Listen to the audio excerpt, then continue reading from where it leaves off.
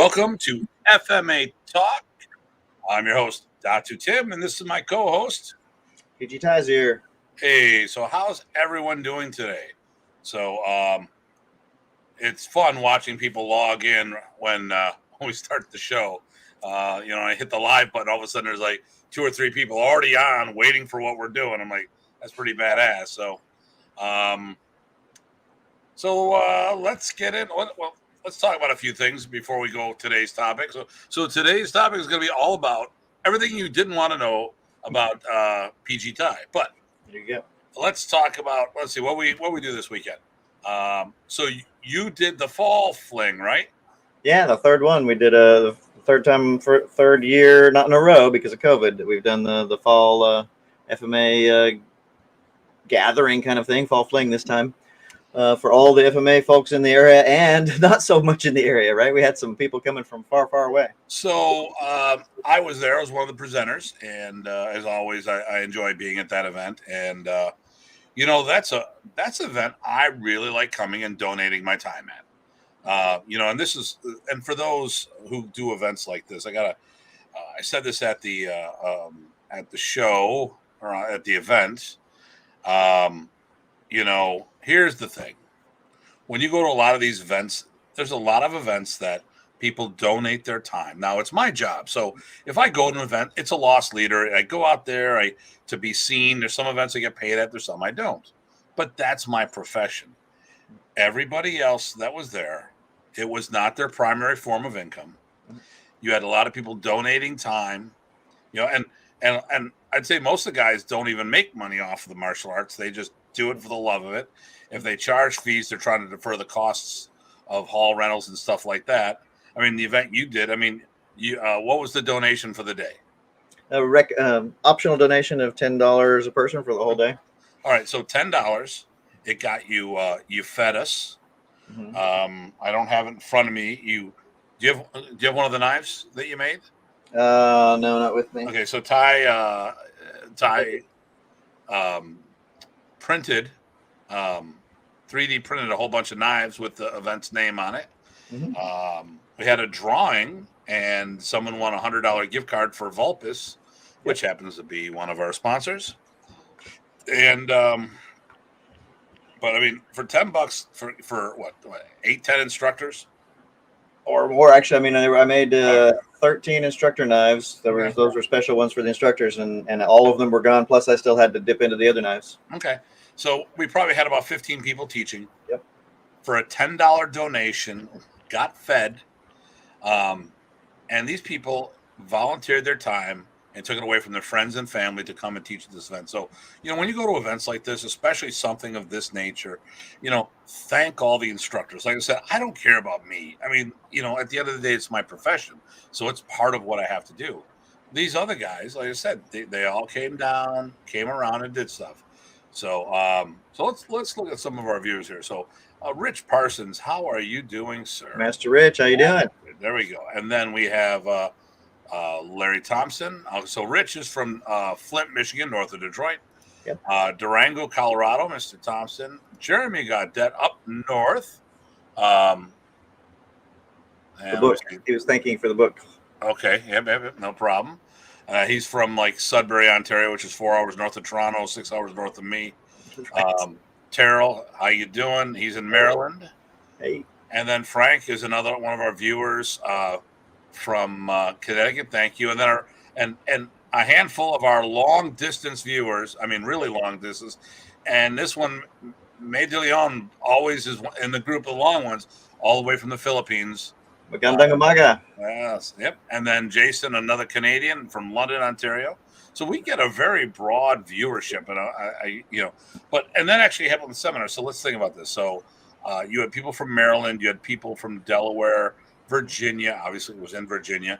You had one person drive all the way from Indiana. That was a 9-hour drive, and the big one, PG Craig, came all the way from Sudbury. So it was basically an 11-hour drive. He drove 5 hours to get to my house. Then we drove 6-7 hours to get to you. Mm-hmm. Drove back through the night, hung out for a little bit, and then he got snagged at the border to go take home a a COVID test and do Ouch. a Zoom meeting with someone online to get all that stuff done. Yeah. And south. So that was what, 11, 12 hours north, 5 hours south, Master Roland Rivera. Rivera. Yep. And then, like you said, Michael Craig out west. Yeah. So we had a bunch there. So,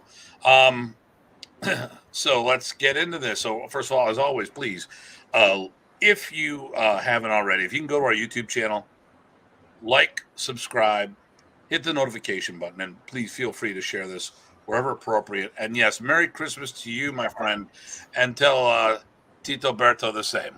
Exactly. Yes. Very nice to see you again, Playdell. And Playdell, we got to talk to you.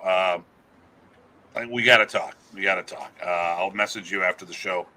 I was going to say one more thing about this weekend's event. We actually had that whole park to ourselves, essentially, because there's that one pavilion that I rented, and it gives you the pavilion, the field, the playground. Hardly anybody else there. It was all ours. Yeah, and we did sparring there too. And there's Beth Caldwell. Hey, Beth. From Ohio. How you doing? So I didn't spar this time. I sparred the previous time. It was too dark. Wasn't my thing. That was funny. I was scared. It was dark out. So I don't know if this is a rant. I'm just going to say my thing I like saying for the day, and then we're going to get into today's topic. I've been talking to people, and I'm not saying I'm butting heads, but we're not on the same wavelength, I think. And they talk about modern Ernest, what modern Ernest is, and everyone goes, "Oh, it's the art within your art, the art within your art, the art within your art, the art within your art." Okay.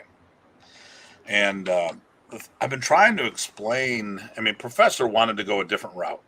He wanted to make modern Ernest, or his expression of Filipino martial arts, which maybe modern Ernest wasn't the appropriate title. Which is, I think, why I always say I do Praise Ernest, because I've always done it as a standalone program. He did it with the art within your art, but there's also doing it as the art, which is a whole nother animal. I didn't have other systems to fall back on to put things together, but I was talking to a couple people about trying to figure out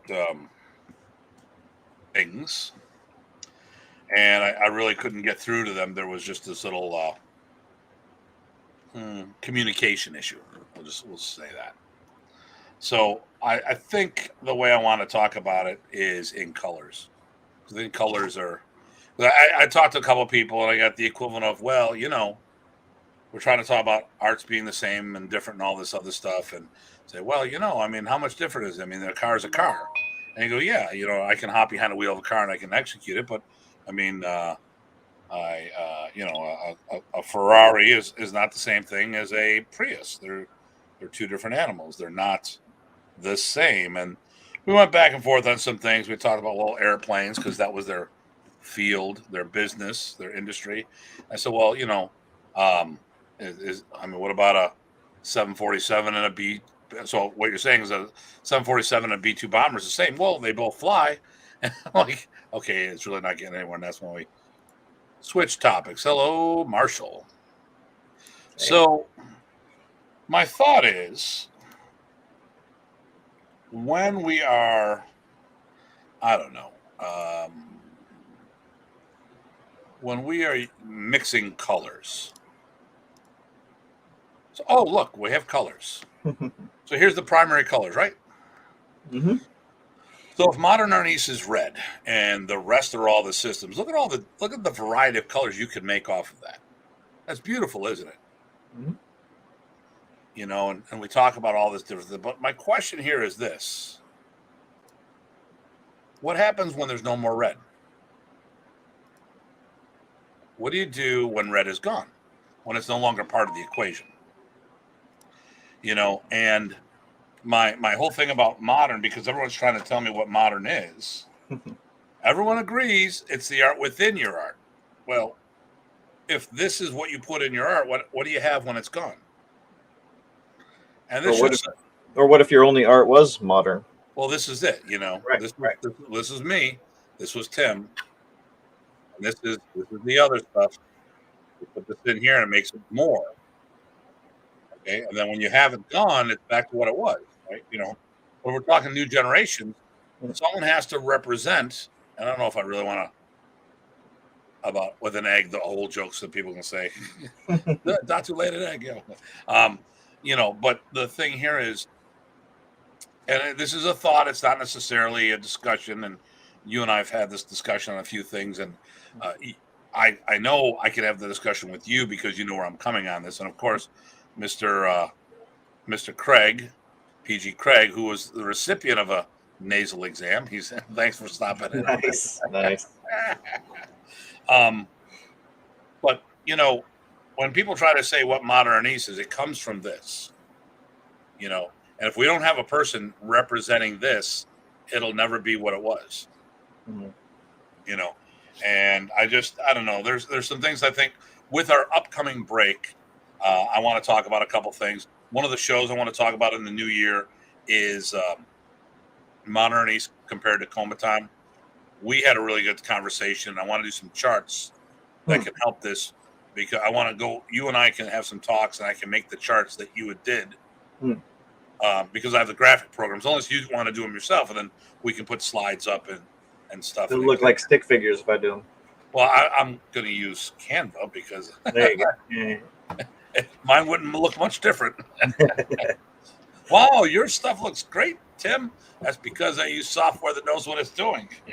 Right. It knows what it's doing, not this guy. Oh, I have what's this? Here we go.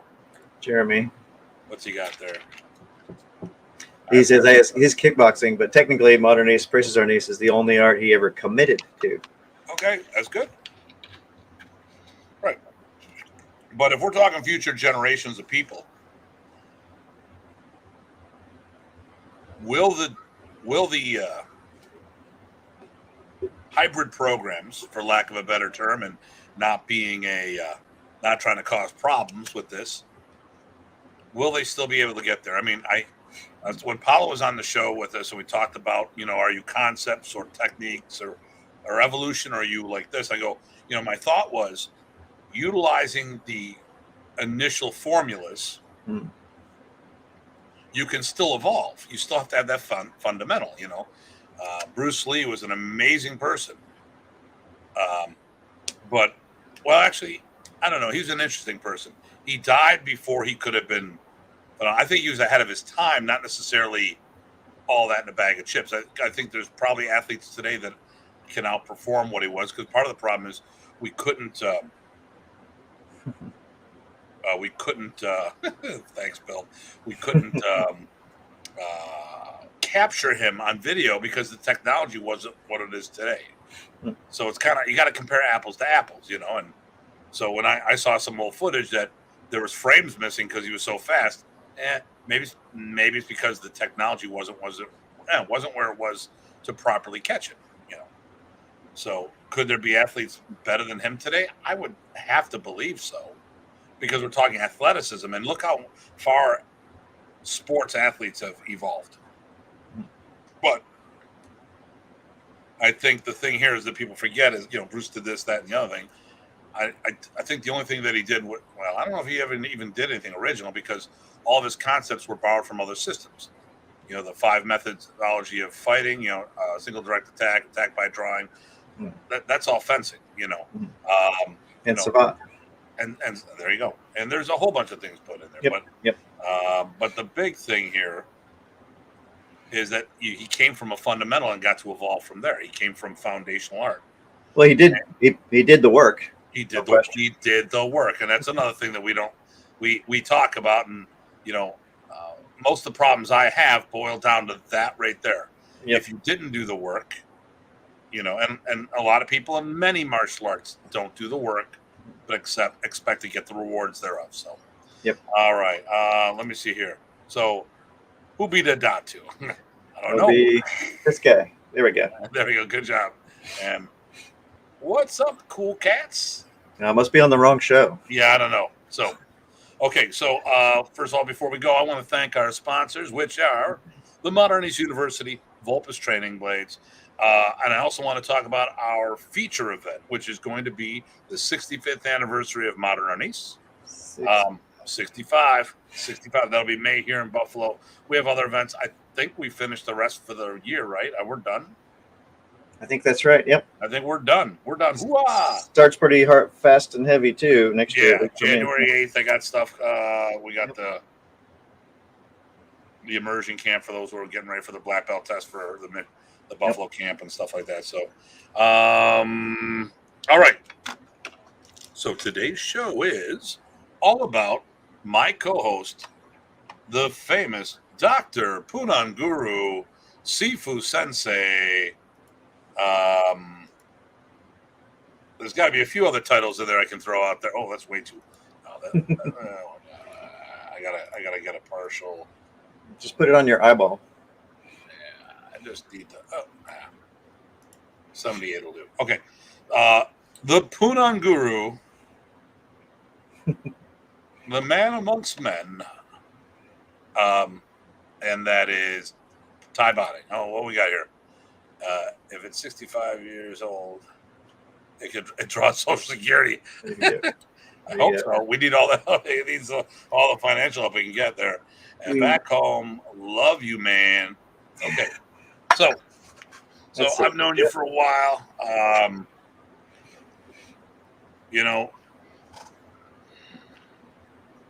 We met initially on the internet, and then we met down at the 99 Texas Houston camp. Was it 99? Wow. Okay. I thought it was earlier. Okay. Well, I only went to 2 camps there in Houston. So, but we knew each other. And who just messaged me here is Grandmaster Unyo Lanata. Says hello from the Philippines. Magandang umaga, GM. Okay. Well, that's direct. I don't know if he's watching the show. Usually he does. Usually he chimes in while which is pretty cool. That's what, three people that chime in. Who knows how many else there are? Philippines. So let's start with the basics, and we'll go from there. So Tye, how did you start? At what age did you start your martial art career? Gosh, that'd be 16. Yeah, 16 when I was living in Malaysia. Which was going to be the thing? Is it when you were in the States or when you were overseas? Yeah, so 16. So how did you get to Malaysia when you were 16? And if they're okay, and for everybody here, the one thing that we talk about, and we sometimes it goes without saying, but sometimes we need to say it. There's certain people have different jobs.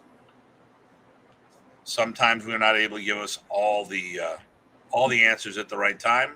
And some people just don't feel like talking about their personal life. So, I don't think this is the case here, but I'm just at 16. I doubt you were on America's Most Wanted at 16. So not I think yet. That was 21. Yeah, it wasn't quite then. Yes. So how'd you end up in Malaysia?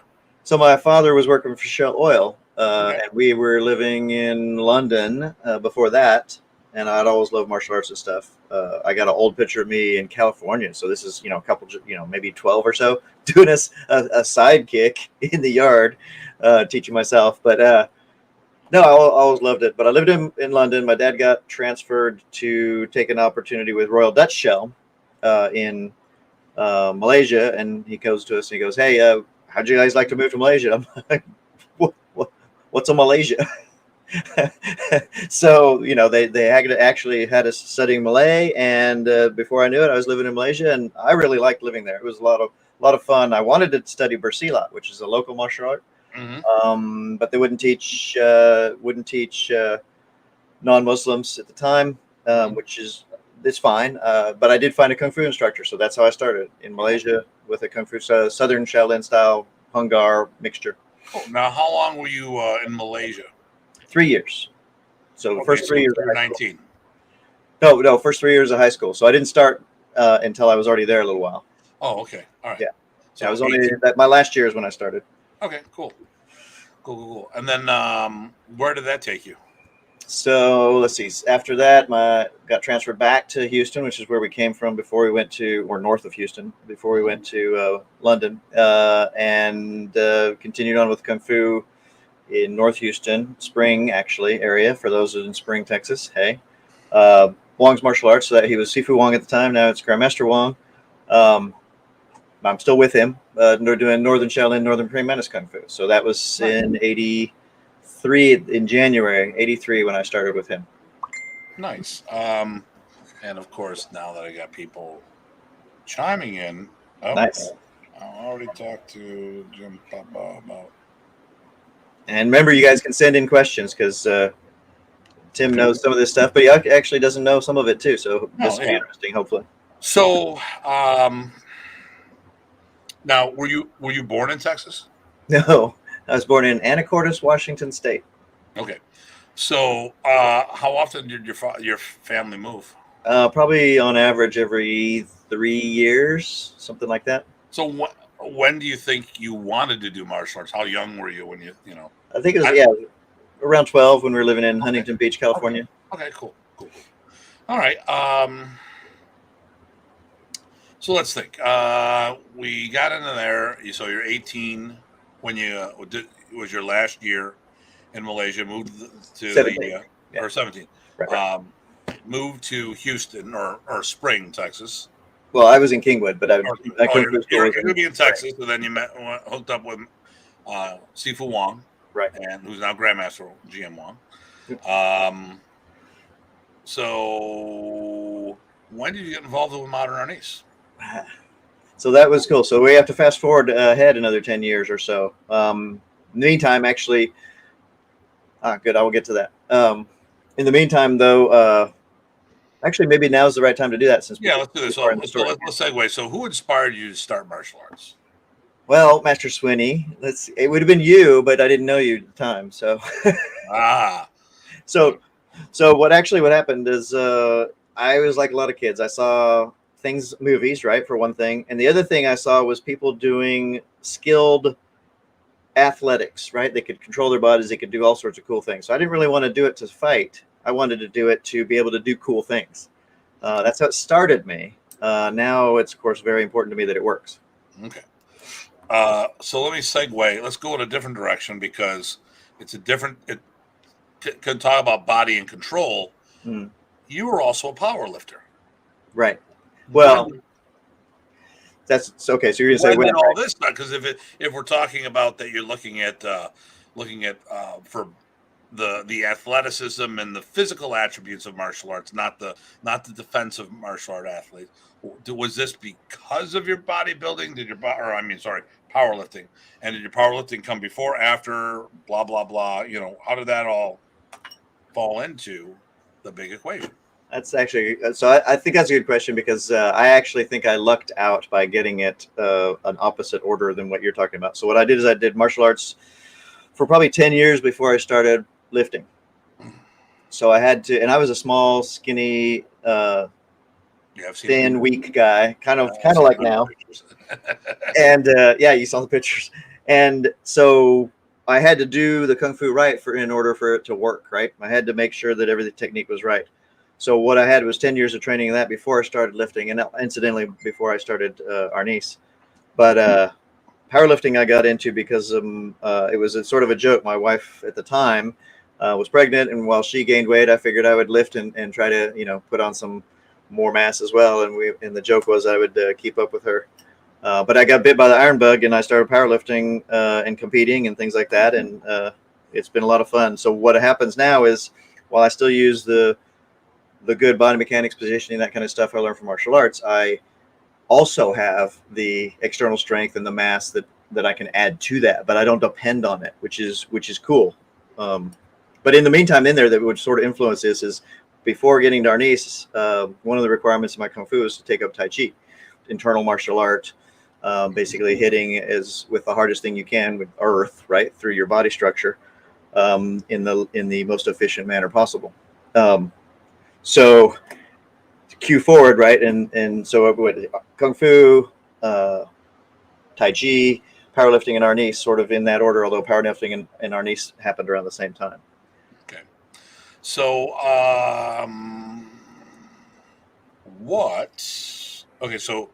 so inspiration of martial arts was really more of the watching TV and movies. While you got into the martial arts, your powerlifting became part of your regiment. So then what You could have done a whole bunch of martial arts. The kung fu happened because it happened. There's only one I can get I mean, to. really. I mean, we know how For Silat, everyone who does martial arts on this show knows. Usually, your first connection to martial arts, it doesn't. It's sort of like it's because things happen, not necessarily because you were looking for it. Roll the dice. Yeah. Yeah, it's just a crapshoot, and maybe you got lucky with who you train with. Yeah, I think I did. Or what you train, not who. Well, both. Who, yes. Yeah. But if it was a positive experience, and I know. Well, we'll talk about that next week because it's my show. Mm-hmm. I did the research, and then I finally found something that spoke to me. And a lot of people aren't lucky enough to do that. There might be just only one game in town. Right. So I'm going to go with Terrell's got a couple questions here. Oh, so Sweeney makes a comment. Kung Fu Theater. That was part of it. That was you and me both. Well, and in Malaysia, it was cool. The kick flicks there, I called them kick flicks, had people doing a lot of bersilat in kick flicks. And so it was weird. You had people jumping in the air and running across the T-tops and then landing in another village. And it was a lot of fantasy fun. Oh, yeah. So Leaping Dragon, Crouching Tiger. Kind of like that, yeah. Whatever it is. I don't know. Whatever. Not as fancy, though. All brothers, So, yeah. Okay. So here we go. What drew you, Terrell? Thank you. What about Modern East drew you to it, or was that another happy happenstance? Did that just sort of happen? Both, actually. So why was it both? And this we were sort of getting to that a little bit. So I have to say how I started doing FMA in general, right? Mm-hmm. So because of my kung fu, and mainly my kung fu, but also Tai Chi, I had a good friendship with a local teacher in the area, and I've mentioned his name before, right? Hanshi now, it was Shihan, Raymond Montoya, right? You know him, Raymond. We were good friends, and I taught at his school. And one of the things it is, we started sharing material. He shared some stick work with me, which was actually not Modernese. It actually, from the last we were able to trace, it was sort of Cinco Terros, and it was also a little bit of Kiri. Okay. Just from connections that he had. And we worked on that until one of his good friends and classmates, Guru Eric Alexander, or Shihan at the time, Eric Alexander, had started taking up Modernese and had gotten pretty far advanced. And by then, I think you had met him. And so we both started under Eric to continue on. And so then it became more interesting because, one, I like Raymond, of course. That wasn't enough to get me an FMA. Liked Eric a lot as well. And it was focused on a particular FMA. So that was good. And then lastly, here's how did Modernese hit me? It's because I met Professor. Through Eric. He said, hey, you guys are about ready. You're doing really, really good. I've given you almost all that I can give you right now. I think it's time for you guys to go to a camp and test and I'm not going to test you before the camp because I want to see what Remy and the board says. So we went to the camp and I felt Professor and I said, oh, okay. I feel all of the cool power generation. I feel your intensity. I feel your efficacy. I guess I have another permanent lifelong martial arts. So that was by both happenstance and because I met, the right people, which is happenstance, but I chose to. So let's give a couple people shout out on that one. Grandmaster Unyo Lanada, thanks for chiming in. Hey there. Ugai Po. Yeah, and then Sam Wolf says hello. Sorry it's late. Hey, Sam. Better late than never. You can always watch the rebroadcast. Carl Outram, the Canadian Bayesian, not to be confused with Canadian bacon. He tastes completely different. He gives from Cambridge, gives a shout out. Nice. And then going back to Terrell Richardson, another grandmaster who watches our show. Yep. Once again, an outstanding event. Outstanding event. I had a great time. There you go. Awesome. Yeah, it was good having. And this is the first time I think he shared at one of my FMA events. Look at this. And who's trying to butter us up today? Wow. I'm Monolopolis. Now, Ryan. Now, see, Ryan's one of my personal students. Started with me when he's 4 years old. When everyone says I don't teach kids, that's bullshit. Ryan is tearing it up in the Hollywood scene. Well, maybe not Hollywood, because they're doing more on the East Coast now than anything else. He's done Atlanta Wood. Yep. Hey, Ryan, is there any shows that you'd like to give a shout out to that you're in? I mean, I know he's done Walking Dead a bunch of times and stuff, but is there a movie you want to that might be coming out, I don't know, in a week or two or something that you want to let us know that you've done some stunt work on, or are we still on shutdown on that?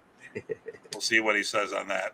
PG Ryan's great. If anybody gets a chance to see him, they should. Ryan is, oh my God, he's like, yeah, you know, he's that guy you showed he can do it. Doesn't know what he's doing, but he can do it. What's it? Yallywood. Okay. Yallywood. Y'all. Okay, I get it. Yallywood. Okay. And doing lead stunts on the new Spider-Man. Very nice. Nice. I knew that. Awesome. I just couldn't tell anybody. That is awesome. Very cool, Ryan. He's done some filming on some other projects in Bulgaria. He's just tearing up. The good thing about Ryan, he's smart. And no one would actually believe I actually said that about him, but he's doing stuff in front of and behind the camera. So he's producing, he's directing, he's doing some acting, he's doing a lot of stunts.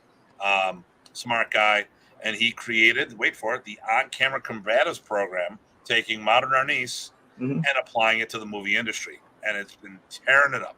Speaking of which, you should probably get him on the show maybe next season. Hey, Ryan, how would you like to do a guest spot on our show? There you go. Put him on the spot. Taking Filipino martial arts in the movie industry. There you go. Yep. And new directions. Right. Yeah. So, once again, WMA tearing things up. And, thank you, sirs. So keeping FMA alive.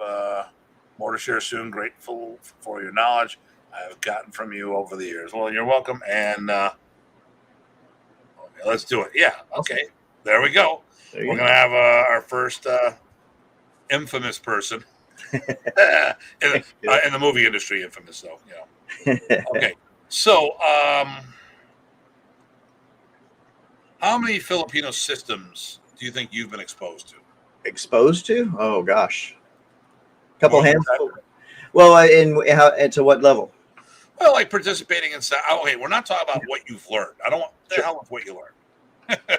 There you go. The thing is, how many systems do you think that you've taken classes in, or have done seminars or camps in? At least a couple handful. Okay. At least, yeah. So, like we would say, let's come up with a couple here. I can see we got Balintawak. Well, we got modern. We got. Because modern is what you did, right? So you've done, in addition to modern, you've done Kombatan, right? Balintawak. Yep. Pikiti. Yep. Kuntao Sikaran. Yep. Some lightning. Dakiti Tertia. Pinakatay Arnis Aguidas. Yeah. Sarada. Yep. That's 10 already. Rodel de Guck, we've done the DOS program. Yep. Multiple branches of Balintawak. So that's 10 right there. And we can probably keep going. Kali Silistrissimo, there's 11. Ronnie. Whatever he's doing, or whatever he made up. He's got a big long name. Sorry, Ronnie. Yeah. Whatever. And several others here in the area too, right? Because one of the things that's neat with all these multi-style FMA events that you and I both go to, I've there are more than I can't even say, but I've done multiple sessions with some of these people, and unfortunately, my bad, I can't remember necessarily all the names of the styles. So no, he has not. I know that answer already. Right. So, probably I'm trying to figure out. Okay, so I haven't even gotten any certifications, unlike PG Craig, in your STIG delivery system. So for those, how to address this, I'll make a general comment, and then I want you to expand upon it. So I still want this not to be about me, especially we got a show next week. That guy. Yep. Yeah. Well, and you guys all send in your questions to me, because we're gonna catch him. It's gonna be a roast. There you go. Yeah, I knew this SOB when he was 15 years old, roller skating with long hair. Thought he was really cool. That'll be Jeff Leader. There you go. Listening to AC/DC and Molly Hatchet and all this other stuff. Yeah, I don't think Metallica was around back. Oh no, Metallica was around back then. So Modern Arnis was the last art Remy did before forming. Balintawak was the last art Remy did before forming Modern Arnis. So for us as a whole, we've searched that as to look at our roots, a contributing art to the synthesis that Remy put together.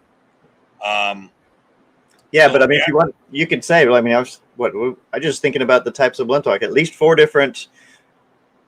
different sort of delivery systems of Balintawak that I know of, maybe more that I've studied, reasonably. So, hey, what's Miguel saying? I'm not. It's a shorthand for kumusta. Okay, we're doing really good. Mabuti naman. Salamat. So, okay, here we go. It's official. You're all here to watch this. Oh my gosh! I got my 200 shipped this weekend through Kibo Kim. That's right. And right now, you've been promoted by Rich Parsons that you are now rank of student in Balintawak. All right, good deal. Rock on. What did Bill say? Get the bastard ready for a roast. Get the bastard. Okay. Nice. Okay. You can get the bass thrown all you want. Hey, you guys got a week. I got a week to prepare for this. I might throw some questions out to some people just because. Fellas. There you go. All right. So knowing that that's what we've done, and this is where I've taken the group down this path. I mean, I went into Kuntao and Seeker and I took the group with me. I went into this, that, yeah, taking the group with me. How do you feel that this journey that we've been on as a family in Balintawak, how do you think that has affected your Modern Arnis or your outlook on Modern Arnis in general?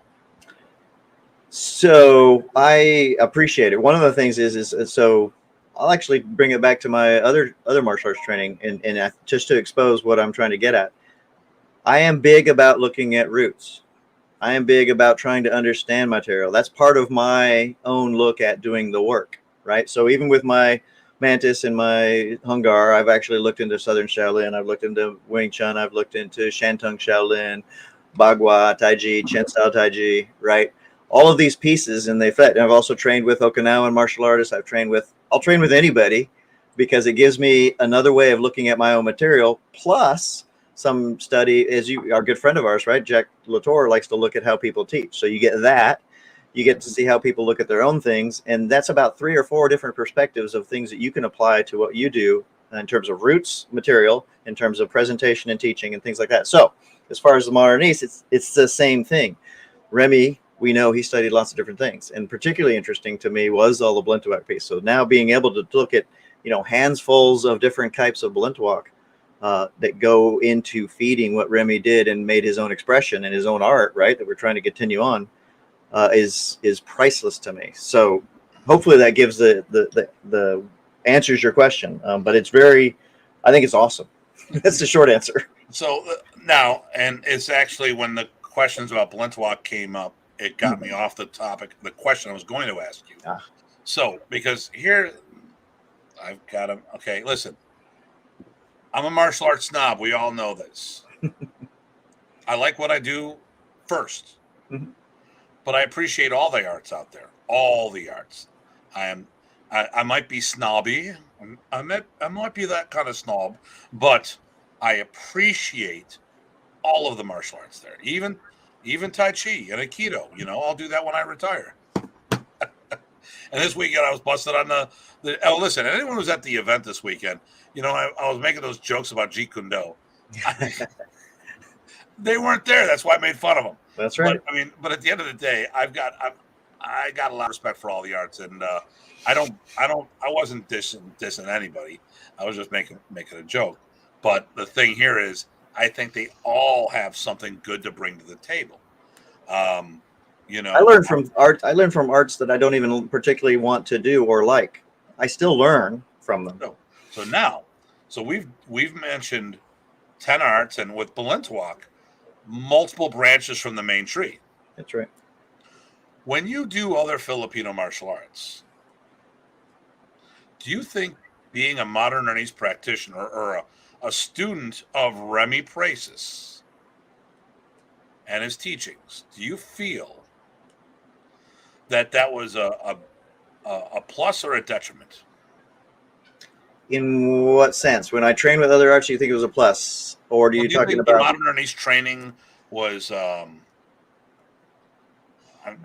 trying not to. I'm trying, Okay, So I don't want to know. I try to give just enough because I don't want the answer to be my right, answer. right, right. I want it to be their answer. So, okay, let's change the question. First of all, let's say hello, Datu and PG.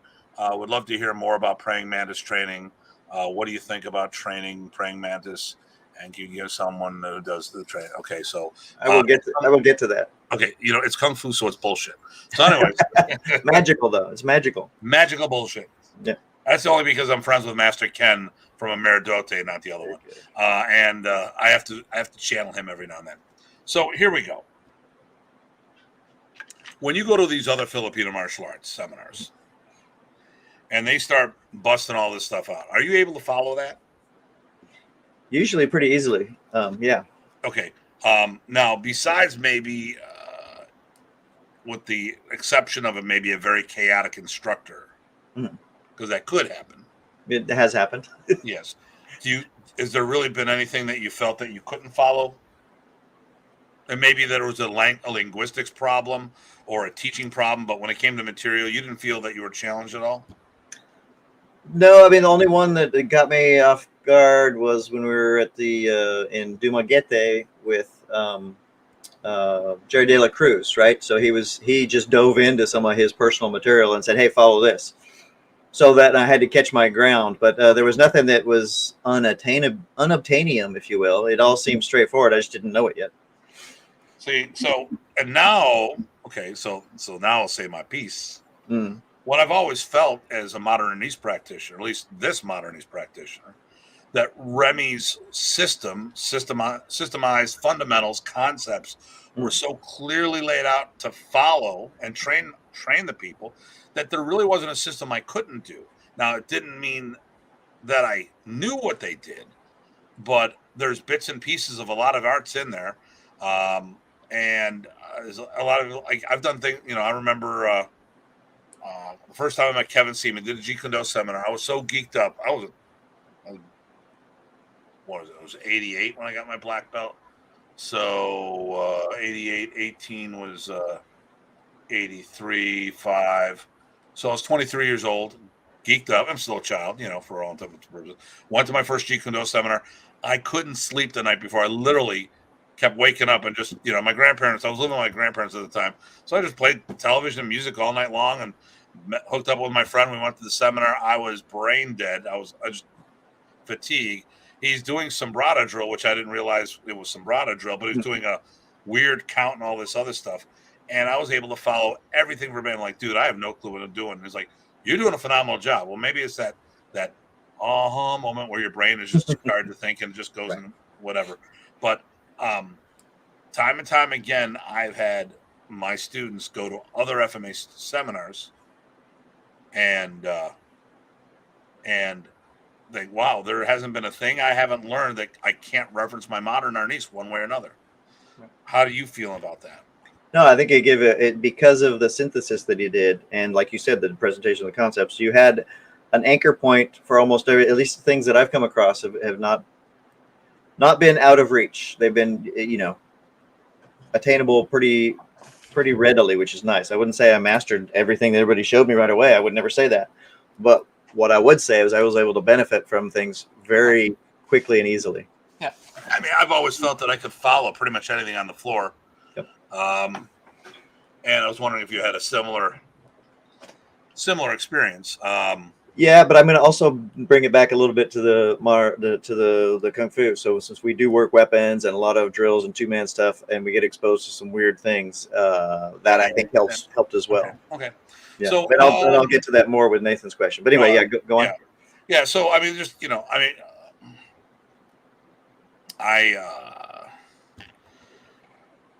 I don't think modern has that trademark series. I mean, there's a lot of trademark things in modern arnis, but it doesn't have its identity is weird. Its perceived identity is weird. Well, there's two, There's at least two. Yeah. Yep. Once again, if you're doing it as the commercial aspect that 99% of the people out there did, it's the art within your art. Mm-hmm. So Remy taught you how to build off of what you already had. Then there's other people who trained it, even if they had something, they trained it as a standalone program. So your mentor was Eric Alexander. Okay. So, and Eric had me out for consulting. I was a consultant. I wasn't his teacher. Right.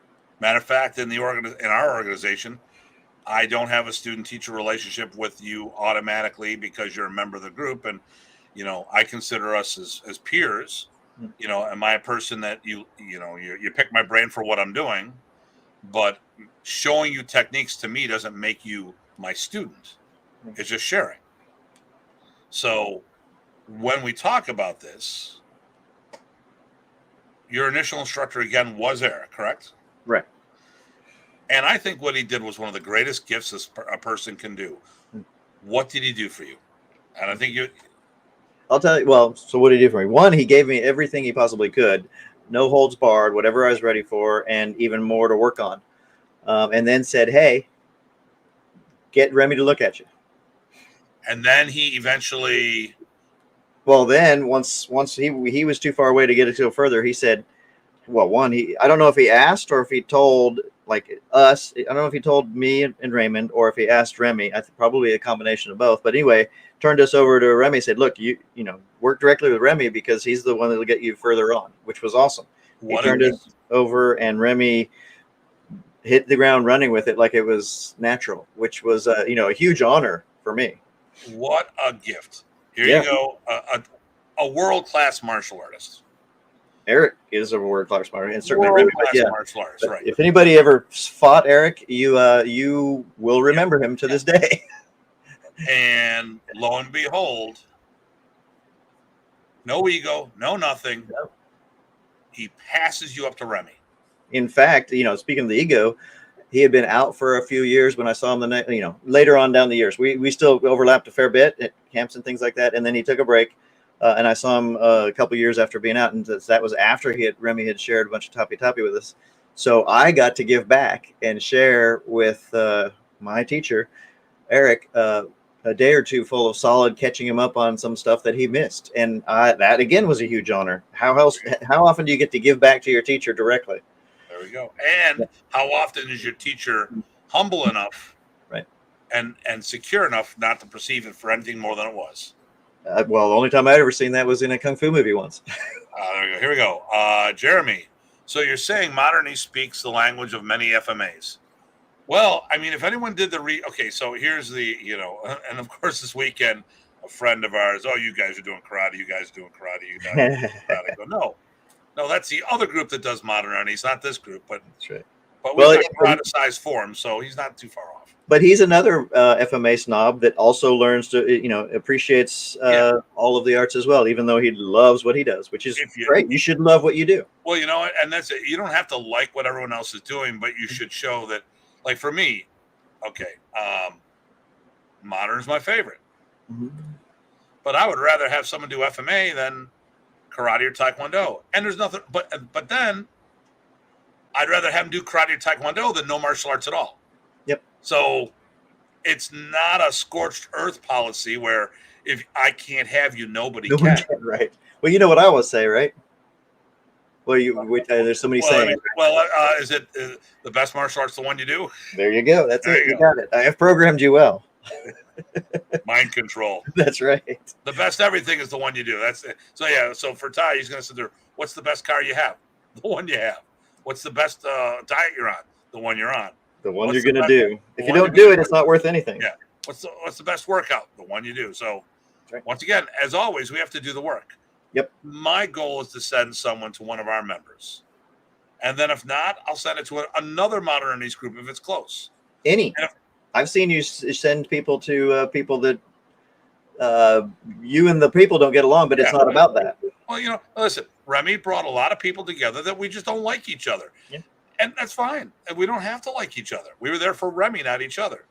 So if I know, there's no secret that Chuck Goss doesn't like me. I don't know why, but it is what it is.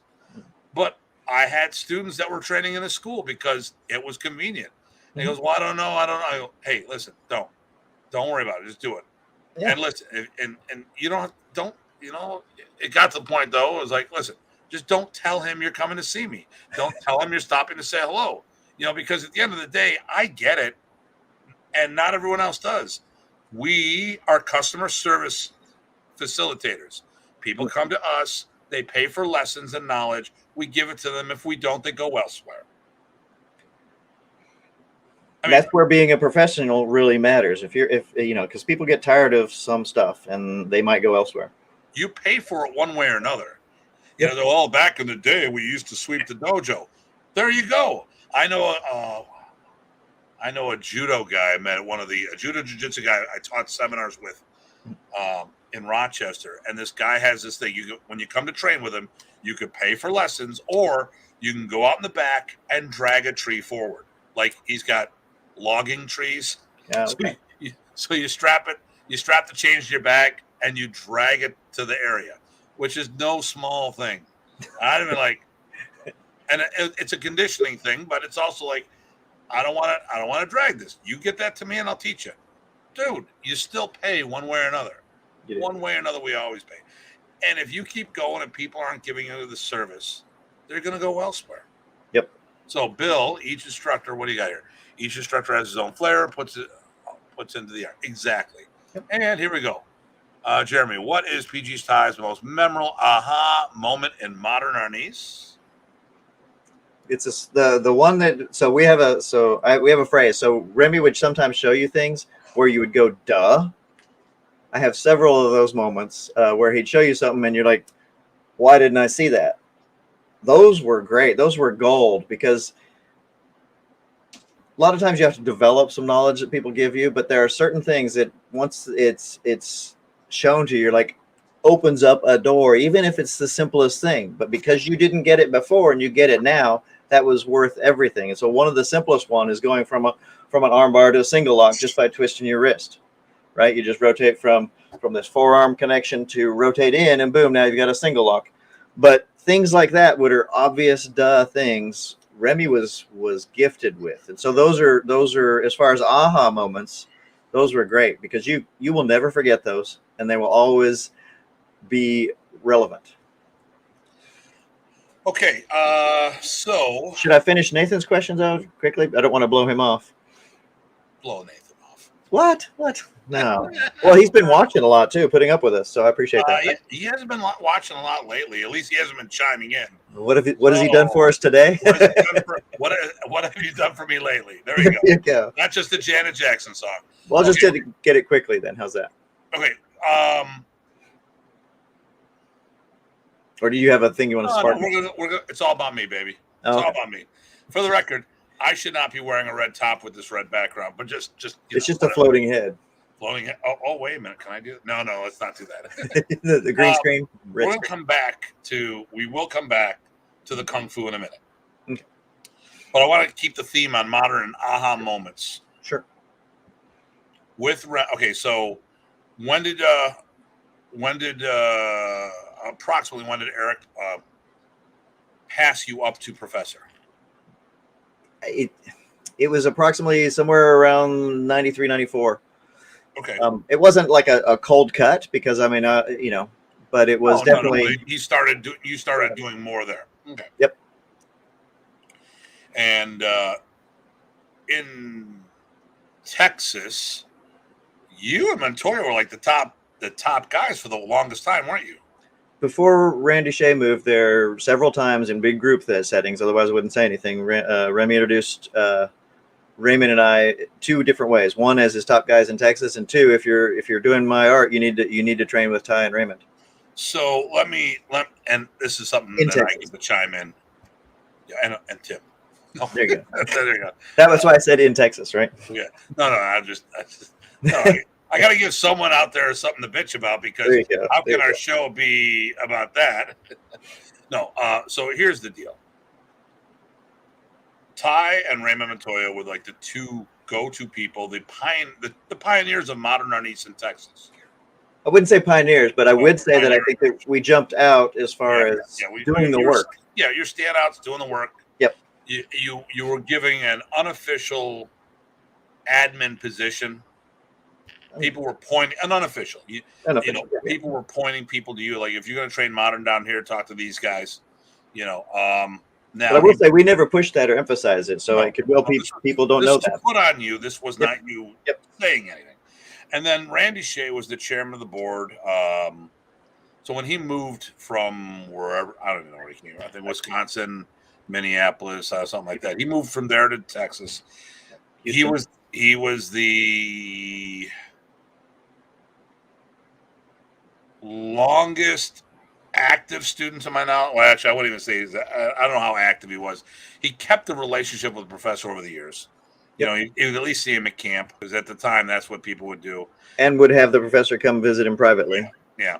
So he started, I think, around when they had the 2-week camps. That's when Randy started. Yeah, he was doing the Philadelphia 2 weeks. But he was the highest ranked guy in Texas when he moved there, or became the highest ranked guy. Right. So, and it wasn't something that was taking the position away. You guys just kept doing things. It gave people another avenue to train with. Mm-hmm. And depending on, were you in College Station or? Yeah, I was in college. It was Bryan College Station, sort of metroplex. Raymond was in Bryan. I was in College Station, but it's, if you've ever went there, it's just, one conglomerate. Now, how far is that from Houston? It's about 90 miles, but as far as where Randy was, he was in South Houston. So it was 2 hours or more, maybe 2:15, 2 hours. There's a different community there. Oh, definitely. Yes. Now, and that community would come talk to you. Some of them might come talk to you before Randy moved in the area. Before Randy, yeah. In fact, actually, when we were at camps, a lot of the guys down there, Master Algarza, Grandmaster now, a lot of his folks, once we got used to each other, we would work together and we'd help them and bounce things off of them, and vice versa as far as working together at camps. And so, yeah, we were friends and would help each other. And then Randy moved there, and so he was right near them, and, he took that over. And how far north was Dallas? Dallas was another 3 hours north of Bryan College Station. Another community. So each of these areas. Now, if you don't know anything about Texas, you can drive for 8 hours and still be in Texas. 11 even. Oh, you can drive 11 hours and still be in Texas. And that's speeding. Very fast. So, Texas is the biggest state, right? Texas thinks so. I can't remember. Maybe there's some differences. I think the only other state that would have that mass, if not more, would be Alaska. Maybe, yeah. Although I don't know what north-south California looks like, but anyway. Yeah, California's skinny. Right, but you can go north and south that way, but you can get dropped in the middle of Texas and go 8 hours in any direction. You're still in the dang state. You know. Sweeney is a Texan. He says Alaska is definitely wins. Yeah, there you go. So I'll trust him. Yeah, I'll trust him. Okay, too. So I love that pirate. I might be prepared to be nice. There we go. So there was multiple communities going on at dinner. So New York, we're wide. So I could be in Canada in 15 minutes in Buffalo to Erie, Pennsylvania. I could be in Pennsylvania in an hour and a half. But New York City, so now we're going east to west or west to east. 7 hours? That's like 7 hours. So we might have that width, but we don't have that, so that's latitude, not longitude. So we're not a big, right? Longitude is north-south? I can't remember. Latitude, doing a lateral is side to side, so I'd assume. But whatever. We're a wide state, not a tall state. Texas is just freaking huge. And you had a lot of different communities. Definitely. Over there. And then you also had, like, Jeff started something going on. South San Antonio, which is another. So if you look at the tips of my 3 fingers, my 2 fingers here and my 1 thumb. Yeah. Wait, there we go. Okay. Are a triangle, right? So this would be Dallas, this would be Houston, and this would be San Antonio. Any relation to the Bermuda Triangle? So we're right in the middle. That actually was great for me, because then as a grad student, I could go all the places that Remy was, seminars, camps, all across Texas, and suck it all up. Okay. Yeah. And then let's do the Kung Fu thing, and then I'm going to come back to this. Okay. Because I know you're settling. That's good. Is this when you need to check the school? So maybe I'll just do that while you're checking the school. You know what? I turned the lights off, but I do want to lock the front door. Okay. So there you go. I'm going to do this. So guys, what's going to happen now is that I'm going to do my weekly disappearing act. And this time Ty will talk about himself instead of trash talking me. No, he never trash talks me, at least not to my face. Actually, no, this weekend. That would be the only time I trash talk to you is to your face. Yeah, and because he's got a backbone. All right, guys. Yeah. So Nathan, thanks. That's a good question. So more about my Mantis training. What do I think training Mantis could give someone who doesn't train it? There's a couple things. One, people that work with me will notice that a lot of some of the trapping and things I do will have a Mantis flavor. So the joke is that everything I do is Mantis. I think everything I do is internal. And as far as application goes, it all comes from modern. However, the Mantis joke holds. What would so Mantis training? So we do a lot of there's a lot of internal stuff with at a higher at faster speeds than a lot of other arts that train internal things, and I think that can apply to any art. So the power generation to develop that way, the sensitivity to develop that way, the stickiness. So when I say sensitivity, I mean the ability to have what I call combat proprioception. So I can know obviously what I'm doing, but I can also know what you're doing, whether or not I'm in contact. If I'm in contact, that's easier. But if hopefully we've all trained our eyes so that we can see what the potentialities are, what the structures are, what the stored energy is, all that good stuff. And we're not getting mystical here. This is just physics and biophysics, right? Any art, though, can do that. I like my Mantis stuff because there's a couple other things. One of the things is this normal position that you're used to. The nice thing about that is your elbows are down, and that gives you a nice habit for protecting your body, covering. It gives you a nice habit of pointing your elbows at your hips, which gives you a nice connection for power. And it makes you also comfortable with a relaxed forearm. So one, it's faster, and two, it's more easily connected to your waist back to the power again. So those kinds of things, I think, translate into anything you do. But I think the bias there is that anything that you've really internalized with your training, and not in terms of internal martial arts, but internalized as far as making your art or fit you and you your art, so it's inherent, is translatable to any other art you do future-wise. Now, how do you balance that about being able to do this new art correctly? You have to empty your cup, as they say, right? But anyway, that's a short overview. Hopefully that kind of scratches the itch for you, Nathan. I'd be happy to talk more about it. I've got a few thoughts on it, as you probably can tell, but I think it helped overall, and I think it would help anybody if they enjoyed it. Back to, hey, if you're enjoying your art and you'll do it, you will get some good stuff out of it if you do the work. So there you go. Very good. Makes sense. Did you hear? And plus, all of the bad stuff I said about Tim just now. It's trust me, it's all for you, Mantis. Don't worry. I heard that. Okay, so you start a club for your. Well, I mean, you're doing food, but you also did your arnis. So both of my teachers, Grandmaster Wong now and Grandmaster Praces, said, "Hey, you will teach at A&M. You'll start a club." And I said, "Okay, I guess I will." And I cared. This is A&M? Texas A&M University, yep. Oh, this is what, the movie Drumline was based off of and everything? Is it? I don't remember. You ever seen it? You gotta. I think I've seen the movie. I can't remember. They're really into their bands. They are Aggie Band, yes. Okay, all right. Aggie Band. But anyway, that was probably the best thing they ever did for me. You will start a club and you will teach. I wouldn't have necessarily done it myself because while I wanted people to train with, I didn't think, you know what you're working on, where your problems are and things like that. And you don't say, oh, I can teach anybody right now. But they made me, and it was one of the best things they ever did because, one, I cared. And I would never ask my students to try or do anything that I wasn't going to do as well. So we had hard classes, we had high expectations, but we also had fun, which is another thing Remy said was have fun. And we kind of took that, maybe we took that too far. I don't know. We enjoyed. So how did you hear about Remy and his, did you find out about, when Remy passed, did you find out after or during, how did this come across you? How did it affect what was going on? I mean, I know some of this myself, but,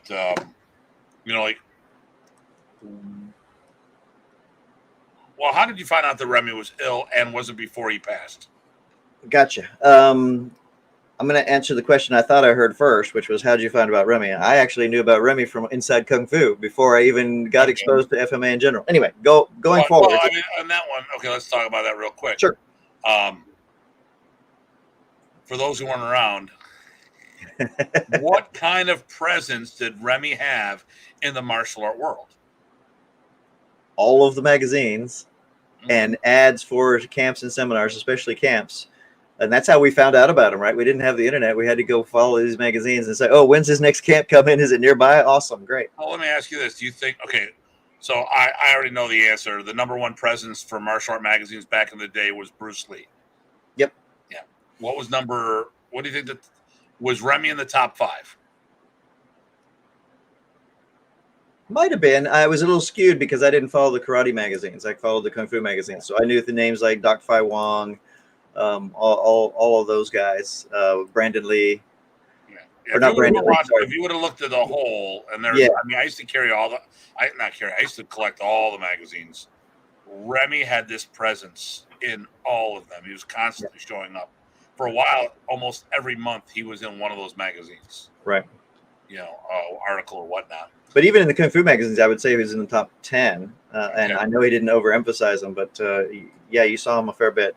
But Remy was really good about getting the word out there. I don't care what you call your martial art, FMA can help you do it better. But FMA is part of that. FMA could be part of that.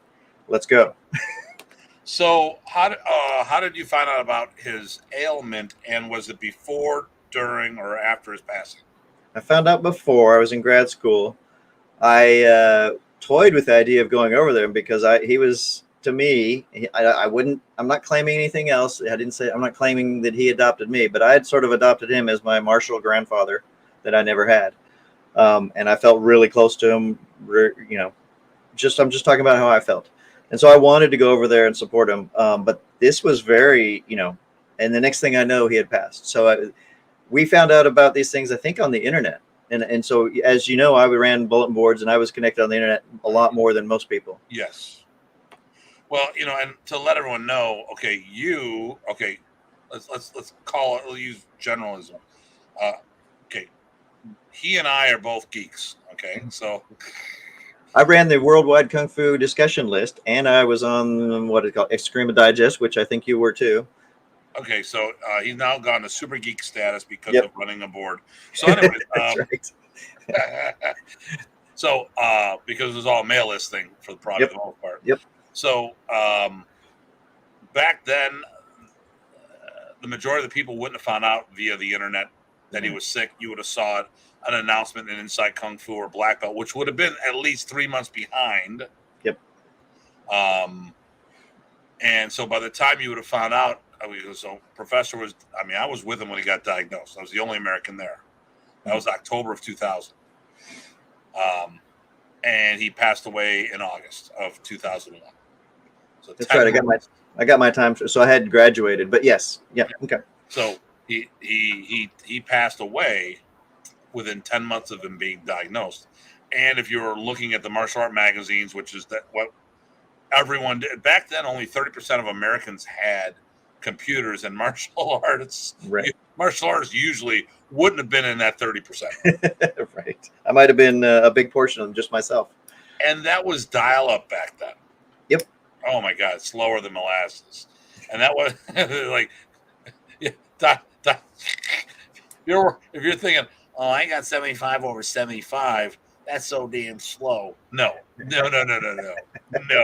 There's no way. I used to watch people log into my bulletin board at 300 baud. Okay, I don't know. That's 0.3. That's 0.3 kilobytes per second. Kilobits per second. Sorry.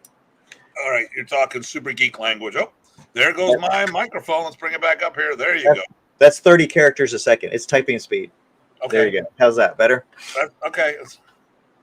If you say so. There you go. But yes, so I am still one of those. So, so you found out shortly before he passed. You almost went up. Yeah. What did you do the initial year? So he passed away August 28th, 2001. Right. And for a year, maybe two, I I was with I was like everybody right at the time. I was in well, maybe not you, but we'll get to that next week. But I was in the IMAF, right, and I kept going with them, and they would do seminars. They would do camps. I don't know if they did seminars too much, but I kept supporting things until I saw too much weird jockeying and weird interplay, and I just needed to step away. I missed Remy too, right? So I was a hermit starting a year or two after Remy passed, and I just went off to the side. I also moved away to Louisiana in 2003, and then I still taught, I still trained, and things like that. And then I moved to here in DC in 2007, and I was still a hermit when I saw you. Okay. And Bill said, being on an island in the South Pacific, we had to use flags, smoke signals. He probably had carrier pigeons. I mean, hell, Bill's old enough. He probably had the Courier Express. I mean, the Pony Express. Nice.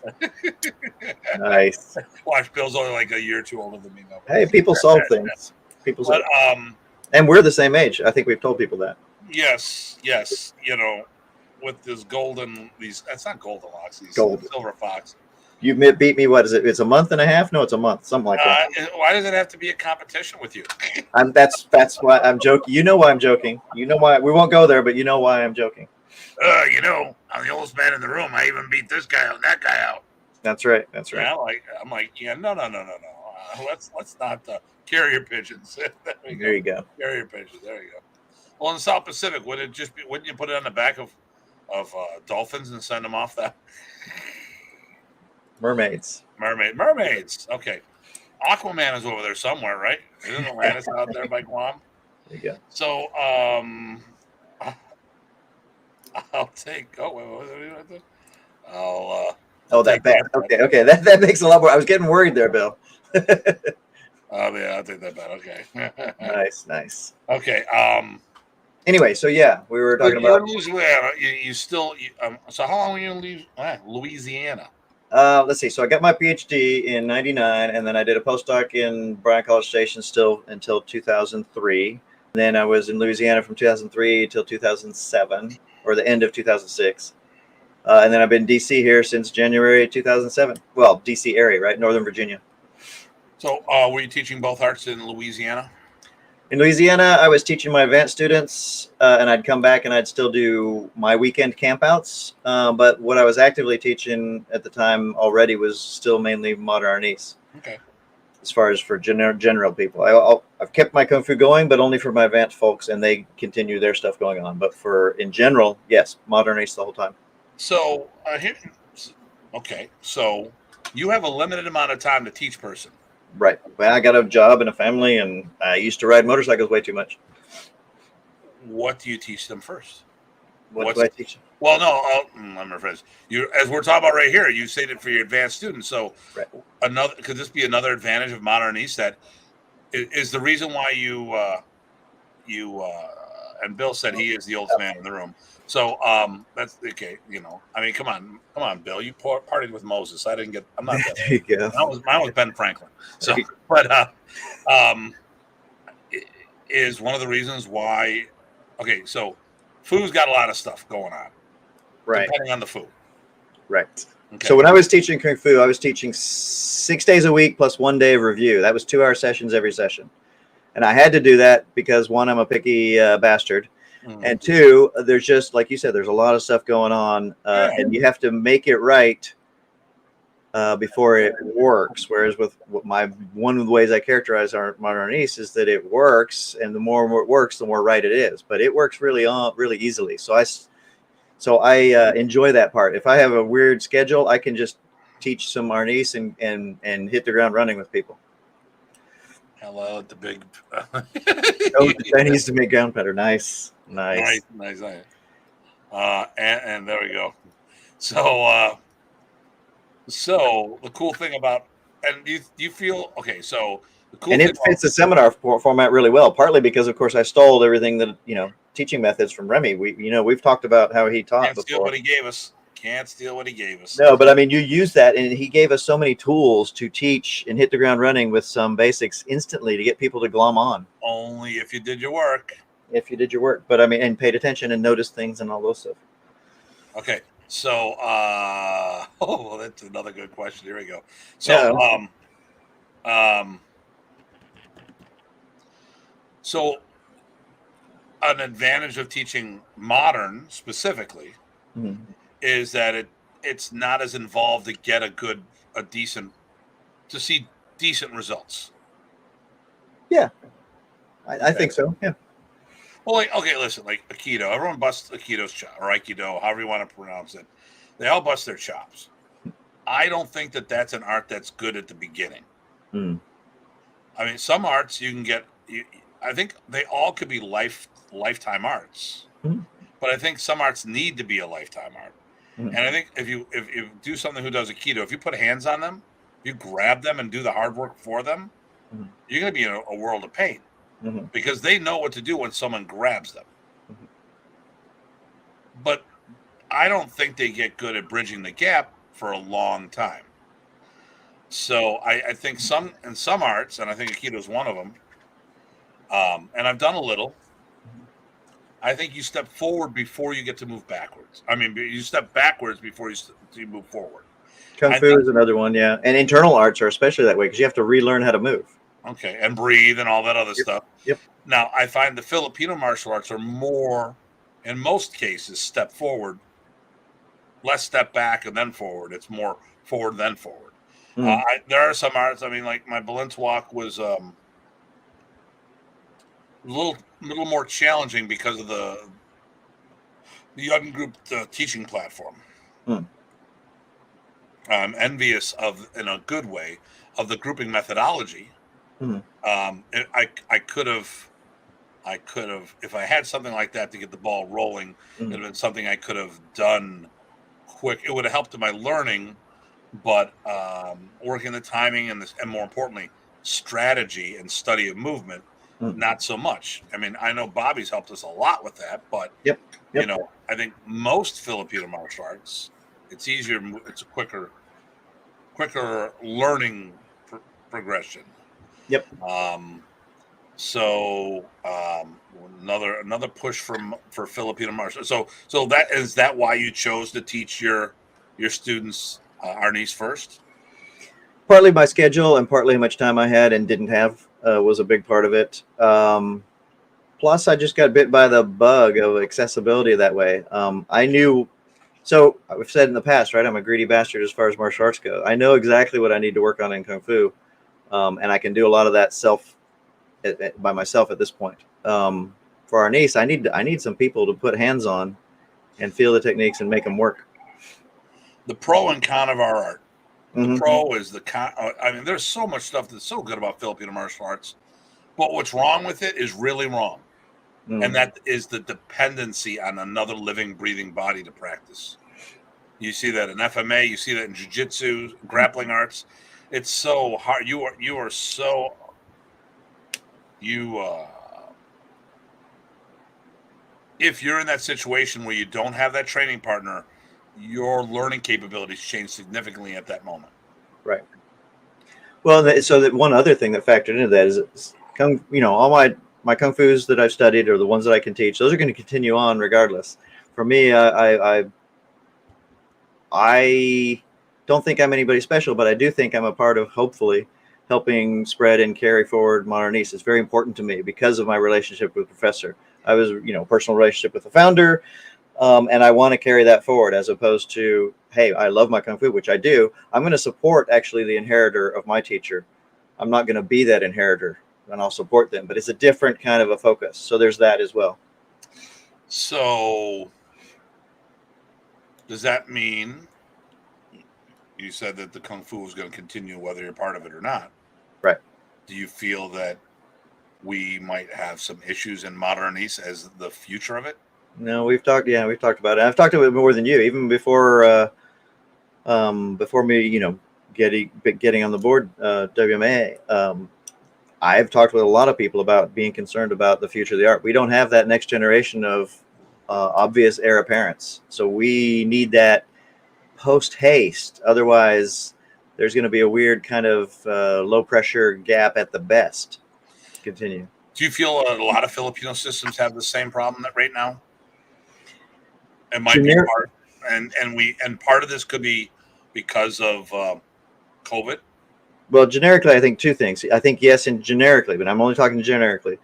I think because there's a smaller gene pool, generically, yes, right? There's that inertia. There's a certain kind of bare minimum amount to keep something going, and FMA is a smaller well for that. And the other is COVID has not done anybody any favors except for the idea of getting the word out there with alternate means. Been great with social media Right. and virtual training. It's made Right. it. I mean, I've been offering to do virtual classes for over a decade, and Right. I've done a few because I've used Skype, and Skype's been around for a long time. Mm-hmm. But a lot of people didn't want to do that, Right. you know. And then the silver lining of COVID, we've jumped forward, and it was that kick in the ass saying, hey, because now we got people who are training internationally with us. Yep. That can't. We got Europeans training with us that can't make it over. The countries are on lockdown again, yet they're continuing to train the art and working for their instructorship, which is great.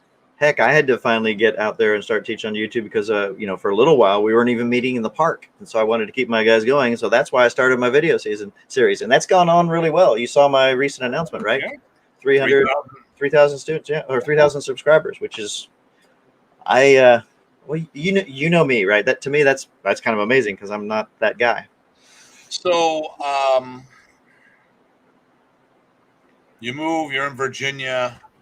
And I mean, and all this stuff, a lot of stuff. Obviously, you're talking to me. I know the answers. We have these talks. So the goal is to educate the people out there who are watching. But do you know what my PhD is in? No, but let's do this here. Good. Probably some nuclear fission type thing or some whatever. I don't know. Nuclear chemistry, pretty close. See, Yeah. I know. There you go. So in my opinion, the Filipino martial arts draw a certain type of individual who makes the time to investigate the art. But current mode of interest in grappling and MMA hampering our expansion in the world. I'm going to say, maybe a little, but I also think that I'm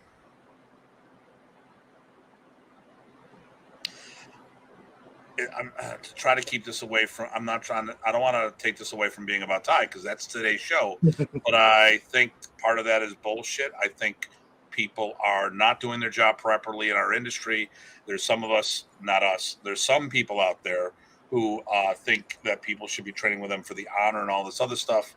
There's a lack of customer service out there. I think there's also the situation that people think they are better than they are. And on the risk of going down the rant, we've said it recently, how can you go around claiming to be a grandmaster with a handful of students? Okay. And I'm not talking just about the modern Ernest grandmasters. Right. I'm talking about all these grandmasters. So Rick Manglong told me a story on my first trip to the Philippines. Tim, rank's cheap in the Philippines. I'll go, stop it, Rick. There you go. Rank's cheap everywhere. Like, no, you get a better exchange rate in the Philippines. I chuckled. Does that mean we can go to Canada for really good also? Yeah, well, see, we could do the Canadian thing, but the exchange rate still doesn't work in our favor like it does in the Philippines. That's for you, Jeremy and Craig. That's for Craig. Oh, hello, gentlemen. So I will say this, though. I like the first part of Bill's comment. I think it's spot on. And the second part, I would say, I don't know about hampering, but I do think it's good and bad, right? So people like to look in different things that expose you to more things, and that's why they're looking at grappling and MMA, and they're still looking at FMA, except not as much because now you got three things to choose from to get something different instead of one. Okay. That's simplifying, right? It's not exactly right, but in that sense, I think it's a little bit of that. So we're gonna take a detour on this. I want to come back. We're gonna talk about you and the Philippines real quick. Oh, okay. We're gonna go. How did you get back involved? I know, but tell the okay. Whether this is telling the truth or patting Tim on the back, tell us how we got the master Tye Botting back into doing modern Ernest in the public realm. In the public realm. Well, it was funny. I don't know how I heard about it, but I found out about the second East Coast FMA gathering held by or sponsored or arranged by two. I think the Chrysostomos and also June. They're both kind of that would be June Occidental. Yep, June Occidental, our friend, and a really cool guy. Hey, Eric. And the Chrysostomos are amazing. Anyway, I went to that, and out of the blue, I had been teaching. As I figured it was time to start looking at the local community. I've been looking at local kung fu, and I never really found at events or schools that I meshed with. Not that I was looking super hard, because we already talked about that. But FMA, I found this event, showed up, and as I'm registering, I just finished registering, walked down the hall, and I see Tim, and I'm like, what? And we recognized each other instantaneously, and we hadn't seen each other since late '90s. Well, and it was a big hug, and it was like I wasn't even supposed to be there. Right, but it was like old times. Like the intervening 10 years plus, I think, hadn't even happened. Yeah. The other cool thing is he made sure, he said, "Hey, you're still training stuff," and he made sure he asked. I don't know if you talked to June or if you talked to Crostamos, so you made sure to get me a little bit, some time teaching. And the other thing that you said, cool, and I'll tell anybody this, is you said use you as my dummy and go hard. I thought that was awesome because one, that's a lot of trust, and two, one says some things about confidence, but also if you were trying to get me to show my best, that was like the best thing you could do. I like it hard.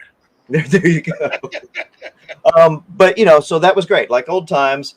A good FMA local community, and then jumping in with both feet. And I would say I rocked it, but I did show it hard, and I did show it fast, and I did show some definitely classic professor stuff. And we went from there. So after that, you came to the camps in Buffalo. Yep. You went to a bunch of camps, didn't you? I went to the Buffalo camps. I've been to IMAF camps in Chicago and in Texas. Been to Bruce Chu's Arnis International camps in Florida and Georgia, and those I still teach regularly at his invitation, and I think people enjoy that. I certainly enjoy them. I've been to Brian Zielinski's camps, and then seminars all around the place. But anyway, that's a lot of different organizations. And you also taught in Germany.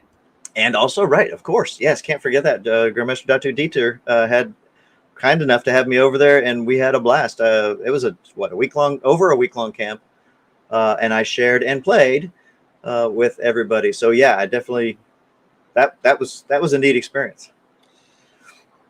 So you've done all these different events. Mm-hmm. You've been non-denominational in support. Yep. You've gone to wherever. You go around. You do these different things. So at a that's my non-denominational logo that everybody can use as long as you don't put the Babayan in there. Okay, there you go. So, and let's. But then you joined the World Modernist Alliance administrative team. Administrative. I am a member of all these teams. In fact, I checked with Dieter. Am I a member of that? I am a member of the World Modernist family, Worldwide Family Modernist. IMF, I was. That's up in the air at the moment. We got to figure that one out. Right. Well, we got it. Yeah. But, I joined all those, and I think I let my IMF membership lapse because there was some weirdnesses when different splits happened. But anyway, I support all the modernist groups, and I mean that because I support the style and the students. So the organizations are secondary in that sense, right? Now, as far as the administration team at WMA, yes. I'm on that because for some reason you decided you wanted to listen to me if I can all help, and I'm happy to help. So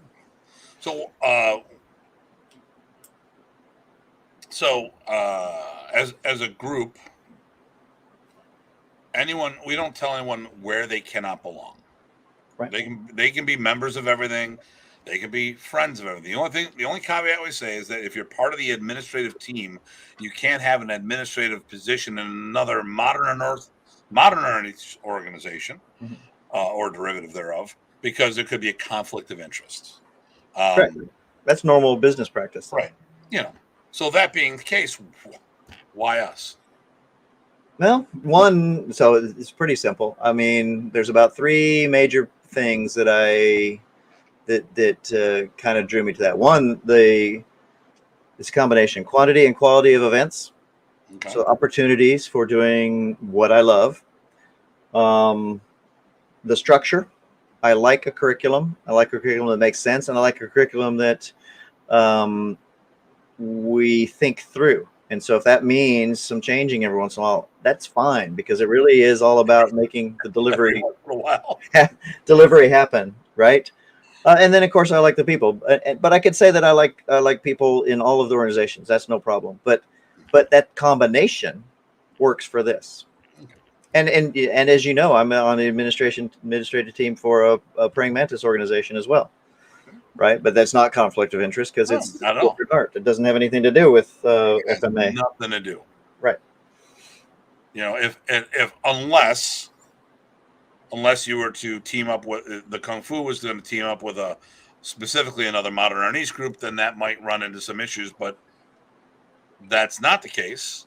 Right. And and it works out great. And we don't tell you where. Yeah, the closest that would be, because I'm friends with Midori Yama Budokai, and they do Ricky Lazo's art instead of modern Arnis. Yeah. But again, that's not a conflict, even if I were to be higher up with them. And I'm not looking at that. I'm not poking anybody. But my point is that there's a lot of latitude. It's kind of like use your brain. What makes sense? Yeah. So, and after hanging with our group, there's something that we've done quite a bit of, and you decided to hop in along with us. Trips to the Philippines. Yes. And once again, Ty's in this a whole bunch of times. If you see him in the background. Yep, we're working with Nick and getting told some things. Nick Elazar, GM Nick Elazar, or it's GGM Nick Elazar. GGM Nick Elazar. So that was a great documentary by Empty Mind Films. Mm-hmm. So it's Fighting Sticks of Arnis, but the real thing is, don't let him fool you. It's the Fighting Sticks of modern Arnis. That's right.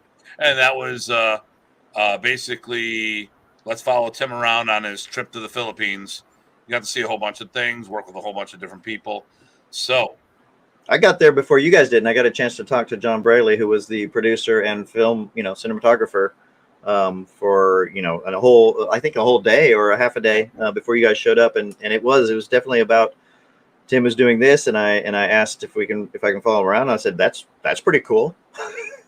Yeah, well, we'll talk about that another time. But Now here's the question. Okay, so was that your first trip? That must have been my second trip, because I wouldn't have probably shown up myself quite yet. Okay, well, because I think the first time we ended up being a couple hours late. Maybe that was the first time. Now I'm confused. No, I think it was the first time, because we had you with we had Irene, our go-to girl, who's been working at the pension forever and a day. Irene's awesome. So, well, okay. 2007 I went. 2009 I went. That was when that was the second camp. 2012. You weren't there, because that's when we were going to pay homage to Grandmaster Ernesto, because he had passed. Right. The one after that, I think, is my first. Well, it'd be 2014, or did we skip a year? Somehow we got on the odd years. I don't know what happened. And we can talk in there. So you go to the Philippines. Mm-hmm. That was Rich. When we did the documentary, that was Rich's first trip. Okay, good. So,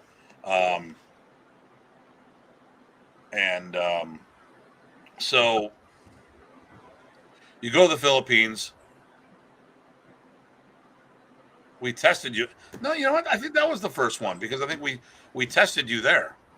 That was the second promotion with us. That might have. Yeah, I think that's right. That was your PG test, because we as a group felt that that you should have been. You're out in the cold. You should have been high. You should have been higher. We already Tell us. You should have been higher. Tell everybody. Well, so Remy did ask, right? Remy asked. I told several people this. Remy asked me to test for third Lacan Tatlo, so the fourth level. But it's the remember Lacan and then perfect degree.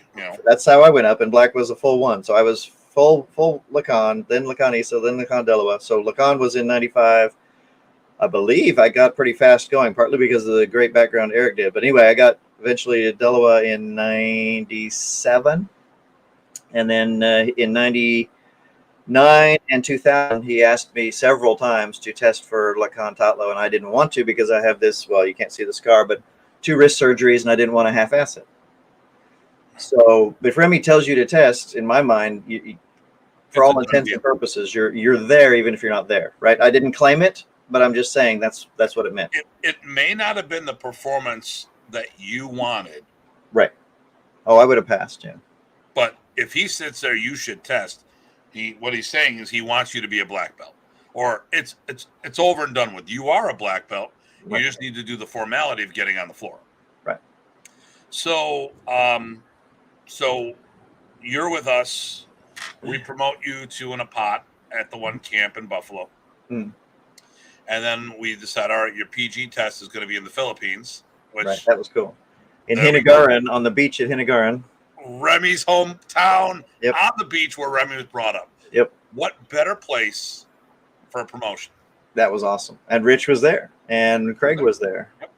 And I guess you were too. Yeah, maybe so. So we go to the Philippines. 2 questions. Mm-hmm. Okay, well, one question. Yes or no, was it worth the trip? Yes. No hesitation. Okay. Now, from a martial arts point of view of learning material, was there a need for you to go?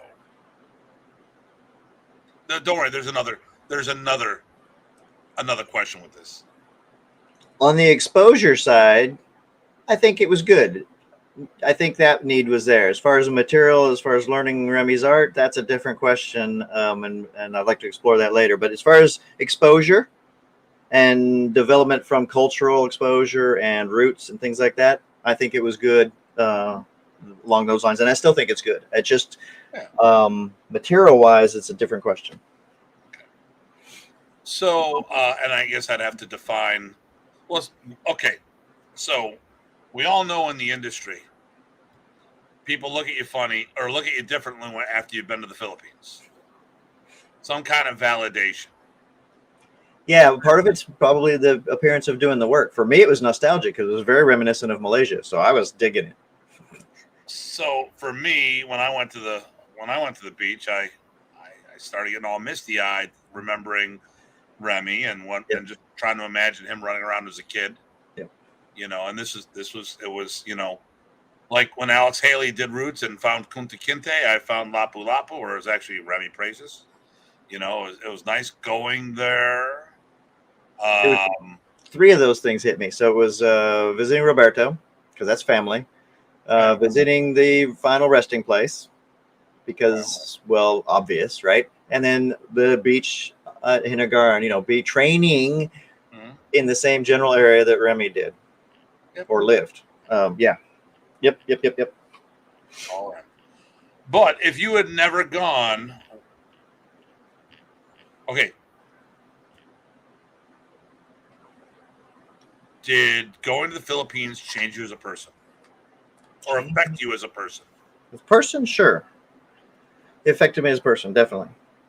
I mean, I for myself, I felt that it changed me because I got to see things that I'd never seen before.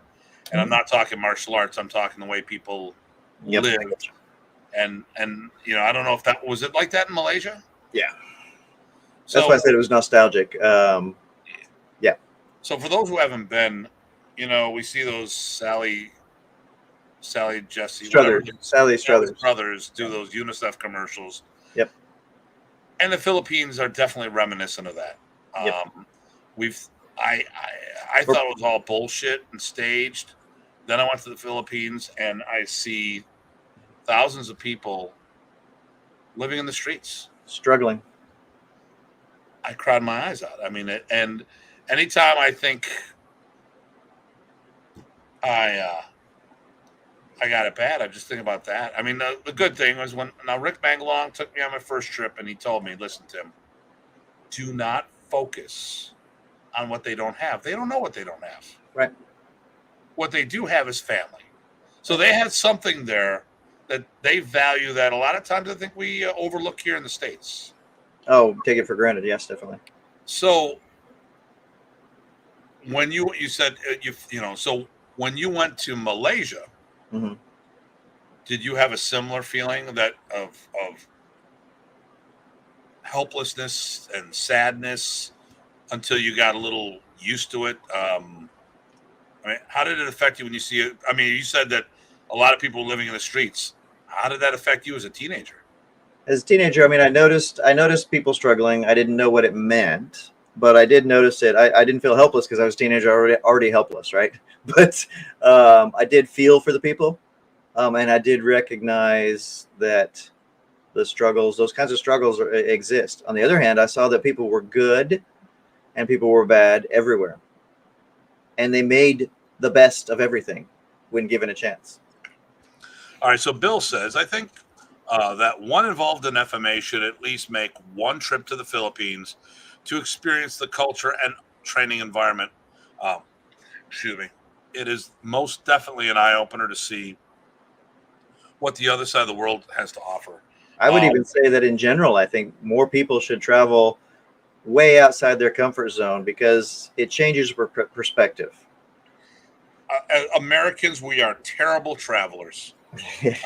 Many of the states here are landlocked, and you shouldn't go places without doing research, learning a phrase or two. And I've traveled with some people who are supposed to be worldly, and ignorance isn't necessarily a bad word. When you say someone's ignorant to something, a lot of people take it in a different context.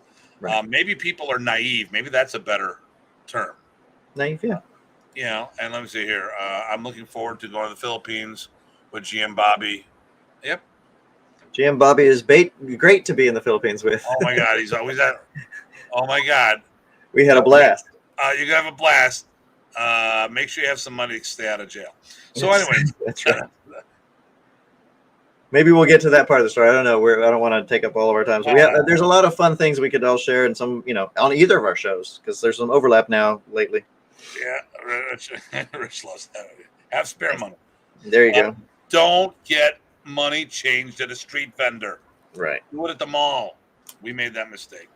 Or get an agent that's trusted. Yeah. Don't learn the language from GM. Yeah, don't learn the language. No, yeah, exactly. No. Babel, Pilser, let me see, Rosetta Stone, Pimsleur. Google Translate. Yep. Pimsleur I use. I call it ugly American syndrome when the Americans try to impose their own thoughts onto the way they perceive. But I'm going to talk about that in a minute here. Let me see. And then Bill. And it's not just Americans that do that. We know No. one of our friends who's not American. Yeah. Listen, here's the thing. Americans are landlocked for the most part. We have 50 states. Well, America used to be isolationist, right? So there's a limited perspective. How many of the 50 states border a country that is significantly different? If you go to Canada, okay, listen, both countries they're unique. Okay. But if you go to Canada, same language, similar money structure. They have the dollar. It's not worth as much, it's more colorful. Learn local language. Yeah. They drive the similar ways. There's so much in common with Canada. There are unique things. They are bilingual. They're supposed to learn French up there. But you won't be outside your comfort zone. No. It'll be similar. So, but not all the states border Canada, right. And only 3 states border Mexico. I think that's right. So you wouldn't go to Mexico on a regular basis. I mean, I literally 10 minutes. I'm in Canada, 10, 15 minutes. So we'd go up there all the time. It's the same culture going in both directions. The maple syrup's better, then they have that Canadian bacon, although you know what they call it in Canada, right? Bacon. You mean back bacon? Yes. Back bacon.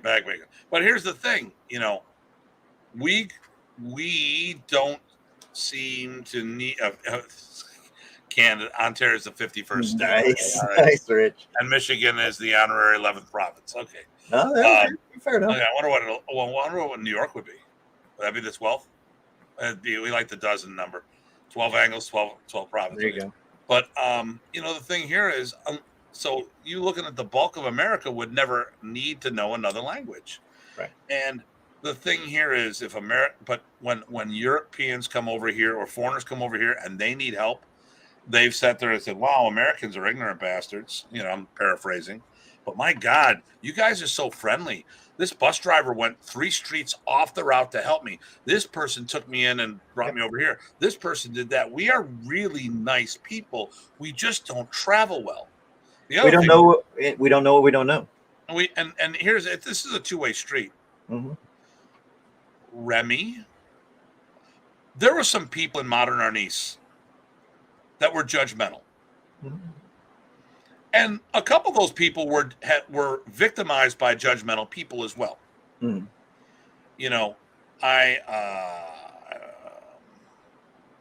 I knew some alternate lifestyle people Mm-hmm. who people were very judgmental of, because, people don't listen. I don't care what your beliefs are, religious. I don't care who you love. I don't care. I don't care if you love a man, a woman, a goat. Whatever, a toaster. I don't care. And I look at some of the things. I'm not like, listen, I don't get it, but you know what? Good for you. We need to be more open. But the thing here is, these same people who would bitch about people judging them because of either a religious or sexual orientation or something along those lines, mm-hmm. did not try to understand Remy's culture. Right. And when Remy came over, they would get right from Remy, but then bitch that, well, Remy does this and Remy does that. I go, have you ever thought, well, Remy tried to steal someone's student. Listen, you can't steal someone's student. That's called kidnapping. But in the Philippines, what did people do? Their schools were more fight clubs, and you tried to build the best team.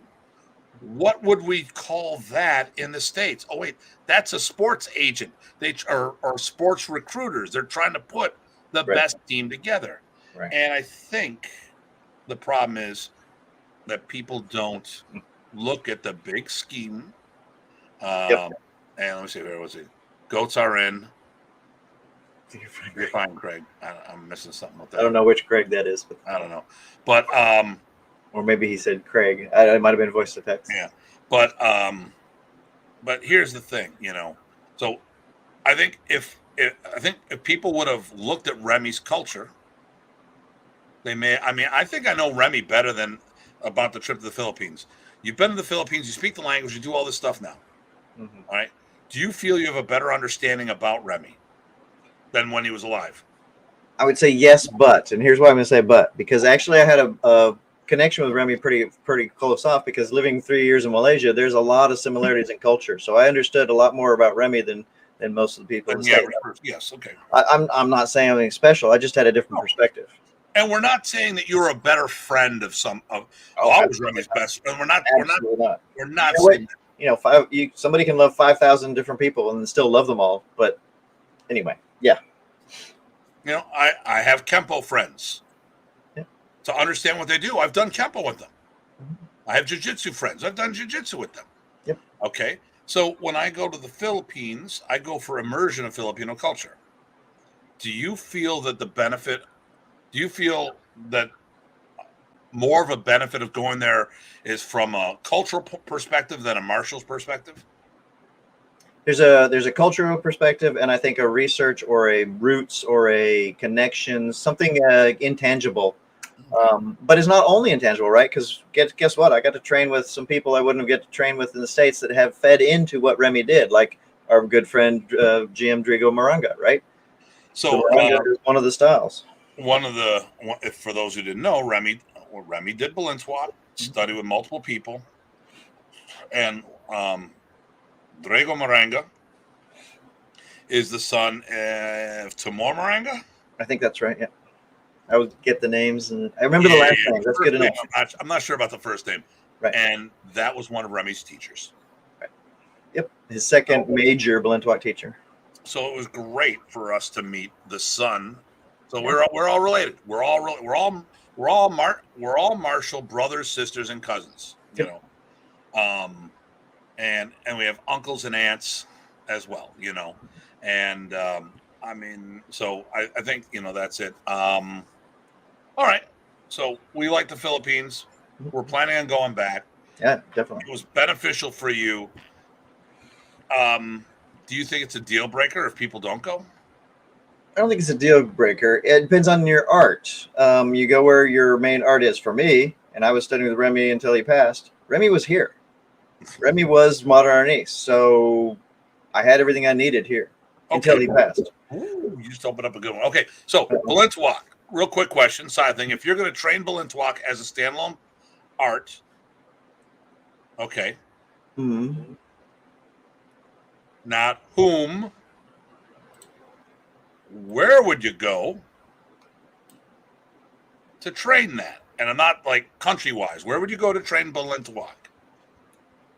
Now, or what do you? No, like okay, modern's done Okay. for whatever reason, or someone's listening to us. I've always got an agenda. So if someone's listening to you and you say, hey, listen, if I was going to go Balintuak or go do Balintuak, where should I go? And I don't want you to give a particular person's name because I don't want to sit there and say, let's think outside the box. Let's go Nick Elazar in the Philippines, who's a phenomenal guy. Great guy. Great martial artist, great guy. But then there's also Drago Maranga. So who we like, and both of them are our friends, and we don't want to put one friend above another friend. Right. So what country would you? If I were to study Balintuak personally, if I were personally going to, because I know which things I want to do, I would either go to the States or I'd go to the Philippines, and it would be a draw. Okay, so as an American, then right. As an American, you'd say we don't have to go to the Philippines to study Balintuak. I got two great sources here, at least. Okay. If I was going to do Serrata Eskrima. Probably California. Okay. The country of California. The country of California. Okay. If I'm going to do Bahalana or any of those. California again. All right.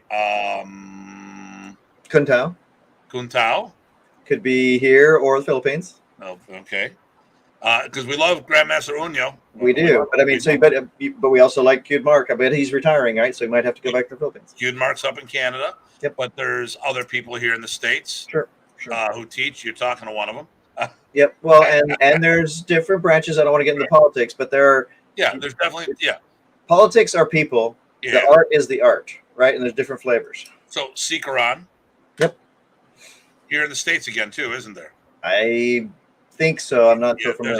There's a whole bunch, and in Canada. So the big thing here is there's really no need to go there to learn the arts. But if you want to work with a specific person, then you have to go where they're at.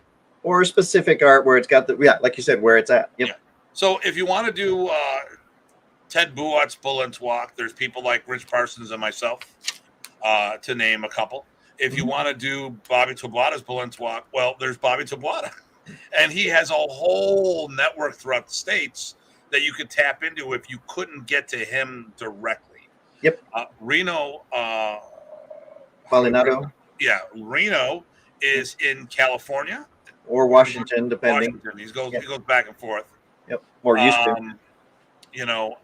And that's Moncall lineage Balintuak, by the way. Yeah. And then before he passed away, obviously, our teacher was Ted Buat, who was in Detroit, and Sam Buat was in Phoenix, Arizona. Yep. Although Phoenix didn't come from Ted, they were cousins. They both did Balintuak, but I think Ted is more, or Bobby was. Ted was Anshan direct. I think Sam was a combination of people, including influences from Bobby and stuff of that nature. Right. Tabamina is in Huntsville. We can't forget about Bobby Tabamina, GM. Yeah. Yep. GM Bobby. So here we go. We got too many Bobbies. Yep. And he's the one that got Bobby Tabuada involved. Yep.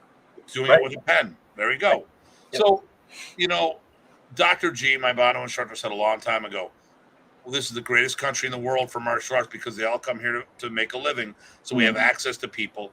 Now, obviously, if you're a connoisseur or there's a specific person, One of the things I see is going to happen in the future, we go back to the art dying potentially, or the arts. Here's one of the things I didn't say. All the founders are gone or going. They're going And fast. you will not have the top student. Well, the top students will not have the life experiences of those people. I mean, listen, there's only one Ty, there's only one Tim, there's only one Rich, there's only one Bill, there's only one Chris, there's people with the same name, but they're not the same person. Right. And we will not have the same experience. Oh, well, I can stick fighting. Yeah, but you're not going to have a plethora of people of the caliber that they fought at. And more importantly, here we go. Why do I like Modern Ace and Remy Price so much? Because he did it for real in life-threatening situations where some of these masters, even some of these American Filipino martial art masters, and I'm talking Filipinos that are in America, have never did it for real. They never fought it. They never had those, like, I know Bobby's fought it. Mm-hmm. And Bobby Tablata. He goes, I don't brag about it, but I had a bunch of fights, but not like, here's my professional fight record. We talked about it on the show. Right. He had real life encounters that changed his art. Remy had real life encounters that affected the art and changed his life. Today's generation, I could never be Remy because I didn't come up the way he did. And even if I was to do live stick fighting for 20 years, the caliber people are not the same. Right. And when I say live stick, and the rules and the expectations, right? Yeah. That society is not here. No. And it would be more dangerous now because, Paulo said it, but he didn't articulate it. Well, when a bunch of big white guys doing this, well, it's a bunch of big guys with more mass. Mm. Can you imagine? I mean, let me see. Ancham Bakan got in multiple fights. Twice people were killed. Mm-hmm. He was a small Filipino.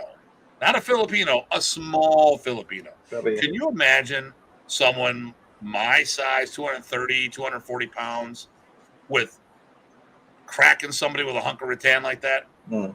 Do you think that would cause a little more damage? Well, possibly, yep. I mean, look at, you can talk about Manny Pacquiao, one of the best fighters out there. Mm-hmm. But he could only go up so much in weight. When he fought up, size made a difference. Mm-hmm. In combat sports, size makes a difference. And since it does, what happens when you get into our weight divisions? I don't know many 200-pound Pinoys from the islands. Mm-hmm. So we it would be outlawed faster than the UFC was, and people wouldn't want to do it with a potential death rate. Yeah, I just don't think it's possible now. I mean, especially with the way the news gets out, with the way coverage happens, with the way visibility, traceability. Okay, so what is your least favorite of the mod? Okay. So, and the word is least favorite.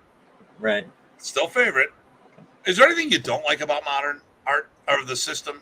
And I'm not talking to people because that's my answer for everything. Yeah.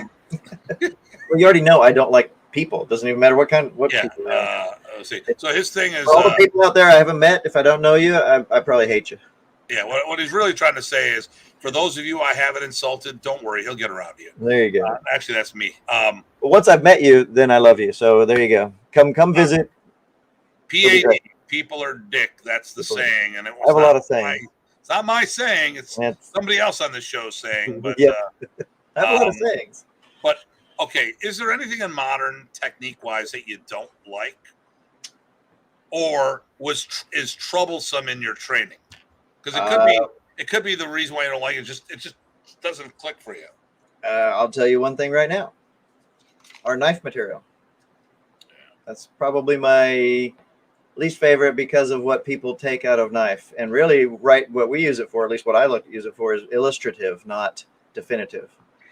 Does that make sense? Yeah. In modern, we don't do knife work. We do knife defense. Yep. But then some of the drills are misconstrued. Right. And we had someone on the show. One of our guests made a comment about how another group was doing these knife defenses. And I'm like, it's Remy's drill. Don't bust their chops for doing Remy's drill. Right. It was Remy's drill. I know there's somebody on the show that someone says that the left on right tappy didn't work. because their other art would supersede it. I'm like, one, the person just learned it and brought it back. Two, Right. are you saying that Remy shit doesn't work? Because really, that's what you're saying. You're saying, well, this guy, George, not my George, but George, this Right. isn't working. This is crap. Okay. I would need to see that. Show me on Remy what you're talking about. And I'd be like, and if it was me, because I'm the sarcastic one, Right. Are you telling me that Remy's material doesn't work? I mean, you're all black belts in Remy's material, but that's how, so, Anyway. Yep. Yeah. So the knife work is lacking, but the knife work is more of like my EDT program, edge defensive tactics against edge weapons, which is geared for untrained opponents. So for that, how do you feel that it works? That's fine. That's defined really well. Its niche is set up well. Like I said, like you have said, the language barrier for what Remy was trying to do. If you knew what he was trying to do, it fit fine and you're good. Okay. If you took it for something more than it was, then you get in trouble. So, I mean, my EDT comes from modern. Yep. So do you think that definition of EDT is really also the definition of Remy's knife defense, that it's defensive tactics against untrained opponents that have armed with blades? Generically, yes, I would agree with that. And then, of course, he put a drill to work some things together. And and sometimes he had some attributes. Okay. Yep. So, and I would say that Remy's biggest challenge would be his language barrier. For people to be able to understand what he was really trying to get at, I think that did present challenges for most people. Okay. So what's your favorite technique? Favorite technique? That's a harder one. Or let's put it, the favorite thing he taught you, which could be a technique or a drill or a... So I'm going to say this one, and so you know that I don't overemphasize tapi, and everybody always does, but I will say that one of the things, I am right-handed, and I am your right-handedest right-hander there is. However, he started me on left versus right tapi, where I was the left-handed guy. So my left hand on that particular drill is better than my right hand doing it to this day. So he made my left hand wake up. So what you're telling me is he taught you how to become ambidextrous. Partly, yeah. And he used left-handed techniques to do it. Yeah, he woke up my left hand, and I had, it's not fixed across everything, but he showed me the potential, and that is why I really like that. Even though, like I said, I hate it when people overemphasize that particular one drill. But I will say that I did appreciate seeing what I could get up to do if I did the work. So you know what I think about open hand combatives, or what my definition there is, punching and kicking and stuff of that nature. Yep. When your students do this, we know you have 8-step. We know you have Mantis in you. Mm-hmm. So where do you outsource your open hand combatives from? So do you say, hey, we're going to do it from in our Kung Fu, or do you have an open hand training program in modern, and where does that come from? No, I have for my modern guys, I've got an open hand training program, and it comes from the delivery mechanism. Well, first off, it even started with the 2 major drills for empty hand that Remy did, which is trapping hands and the 1-2 drill, or whatever people call it. I used to call it empty hand tapi. Yep. And then all of the joint work that he integrated there in a flowing fashion probably from what Raleigh shared with him. Okay. So that's the starting point. And then now, of course, you got Sinawali's. Okay. So that opened up a lot, and I got that from you and from Jeff. Yeah. And Espino. And where else? What's your anchor? My anchor is, of course, my Kung Fu, but that's for my power generation. I actually don't expect anybody else to do that. Well, that's the trapping hands, right? So trapping hands is block check counter with unweapon. Okay. All right. Okay. How about the forms? The forms. The forms. So I was going to get to that. So deconstructing the forms is something I always did, even from Kung Fu. And we have empty hand forms, but I also deconstruct the stick forms for multiple weapons, for empty hand, for alternate weapons, for wrong hand, and all of those things. But deconstructing to me is just part of doing the work. I'm going to keep hammering that because people need to do it. Okay, so you have all these people talking about modernist, the art within your art, modernist art within your art, modernist art within your art. Right. Does it need to be the art within your art? It does not need to be the art within the art. You probably had more than I have, but we've had students that have only done modernist, no other martial art, and so you've got to give them the tools, but the tools are all there. So do your work. So not that we couldn't use an example of open hand striking drills and stuff from another system. Good. But if we okay, so all right, the modernist forms are karate based. Would you say that's fairly accurate? Especially the last two, but yes, in general, yes. Don't remind me. Okay, so is it still karate after Remy puts it in the system, or is it now modernist? After Remy puts in his system, it's modernist, and I'll tell you why. Because of the applications expected, because of the delivery mechanisms, and because of the context. Okay. So Remy locked and controlled before he knew Wally, but took it to another level. Yep. He was a 5th or 6th dan in Shotokan, but and as much as I pattern my forms after Shotokan when I do them, or when I did them, and I've softened things up a little. Well, actually, I've softened things up a lot in everything, because if you look at the original stick forms, they were done to compete against karate, so they were done in a karate-esque manner, which is funny because I think I do the Filipino. I think my group, I think the Americans as a whole, but I think definitely myself, I do the weapon forms more Filipino than the Filipinos do. I think they do it more karate-esque. Because, well, they came from the earlier stages, and so it was more obvious. Right. So, but the Philippines didn't have the open hand forms. Right. That's my understanding. So who knows where their punching and kicking comes from? Don't know.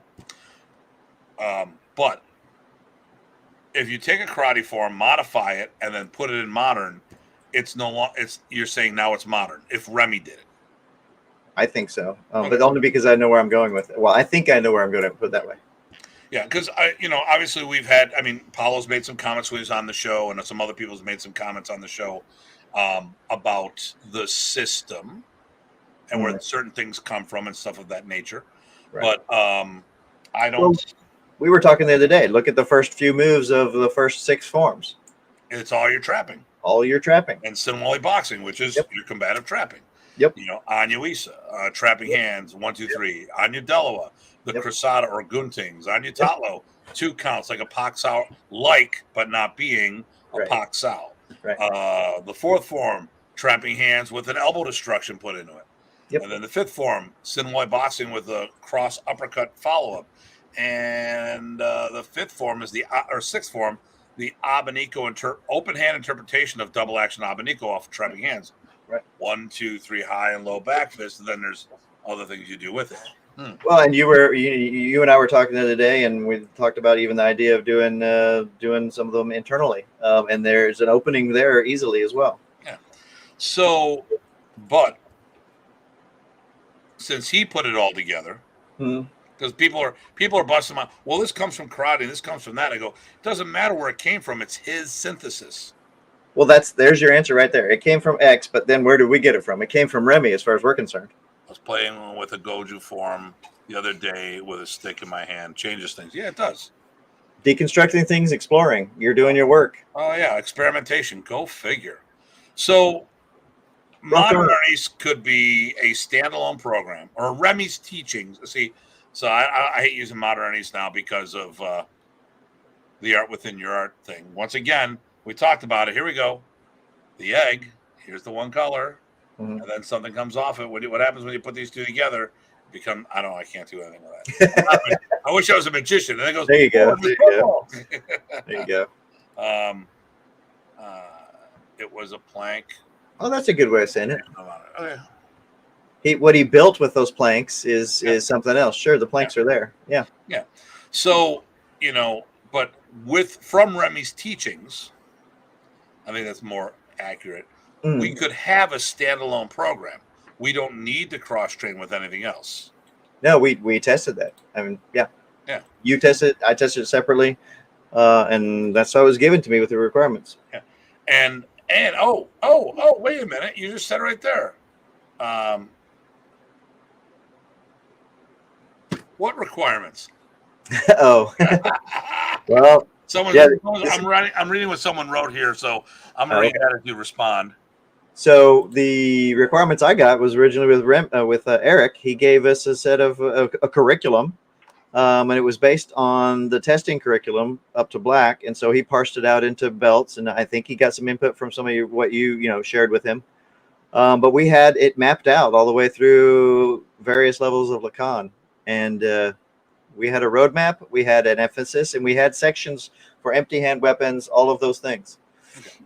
So what Joseph says, you can trace martial arts lineage from previous arts and the integration and evolution of those arts. Yes. Okay. So integration, evolution, both of those sound like doing your work. Oh, sorry. Doing your work. We'll have to do a show called Doing Your Work. Broken record. Sorry, guys and gals. So you don't need another martial art, but you do need someone to teach it to you.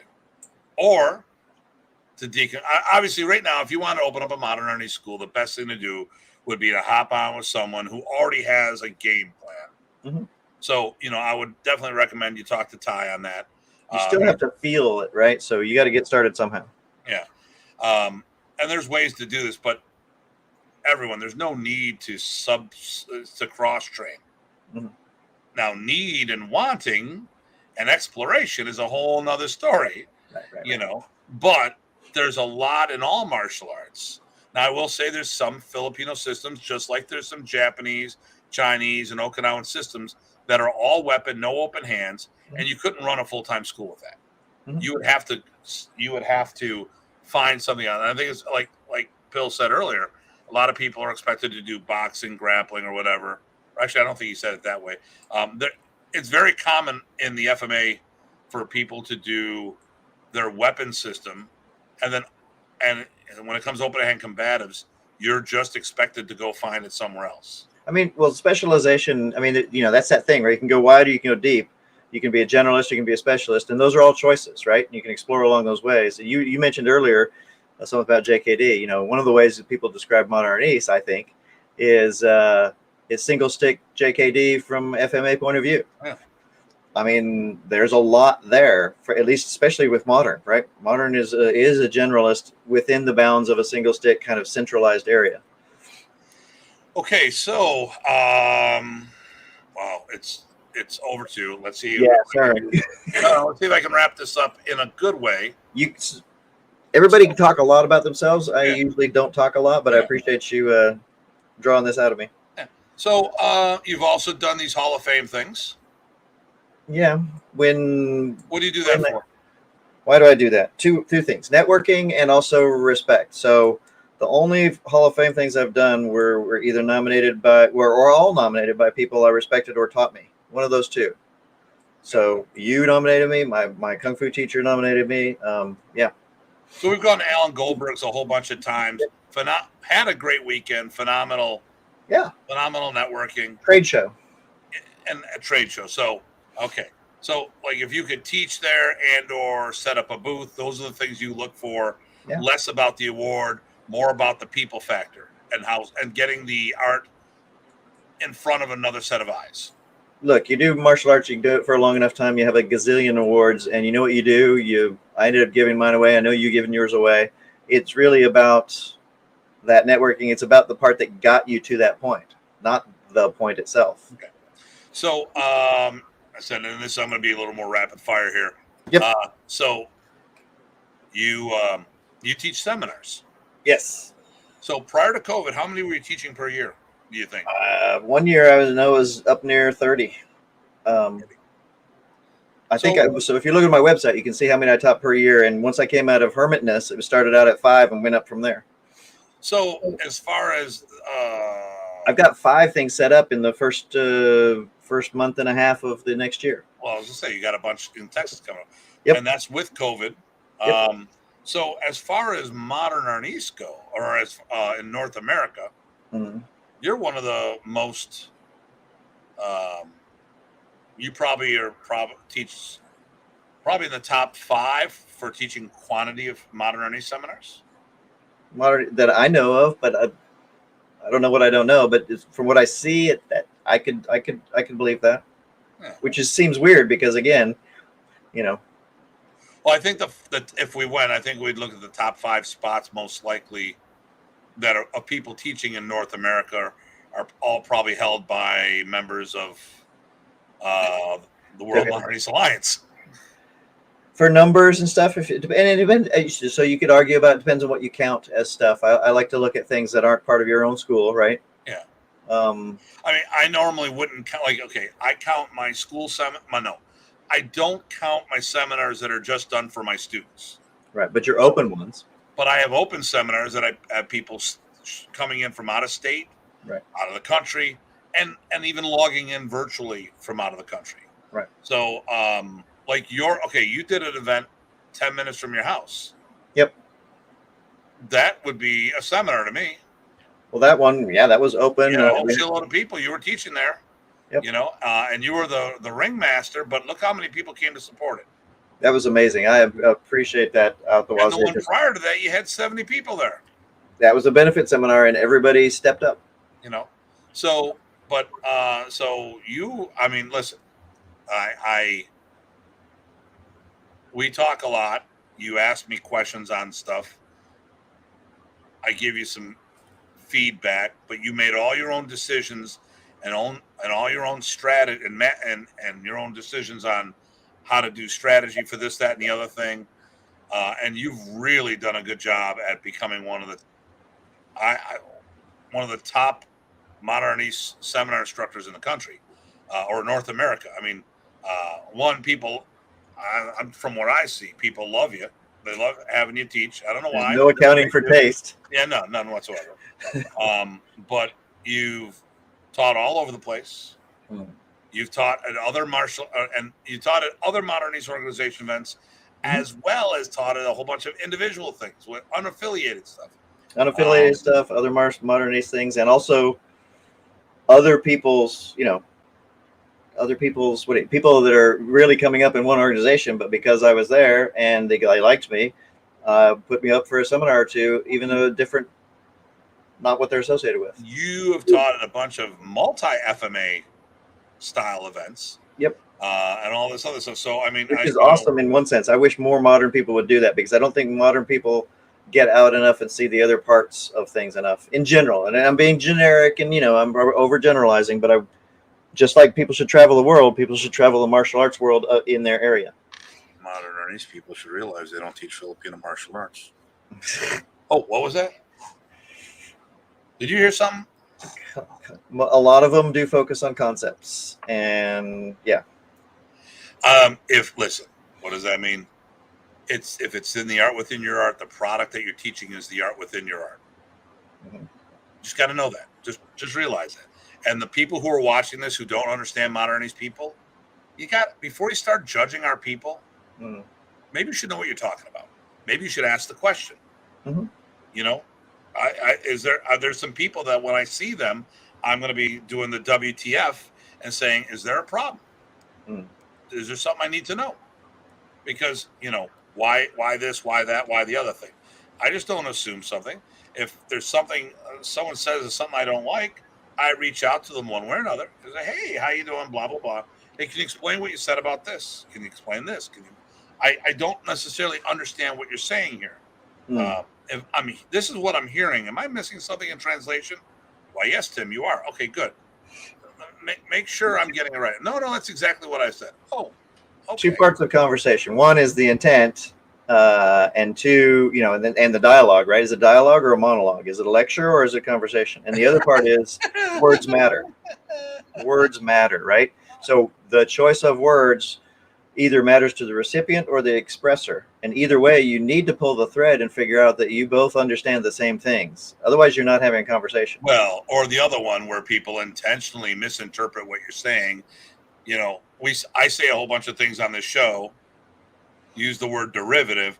Oh, that means this. Yeah, but it means that it came from something, or it means that it's a cheap knockoff. Come on, guys. You all know me. If I'm going to say something's a cheap knockoff, I am not going to mix words. You'll just say it's a cheap knockoff. Yes. You know, Like Pepsi is a cheap knockoff of Coke. Yeah, whatever. That's one of our things that we disagree on. No, I drink both. It's all good.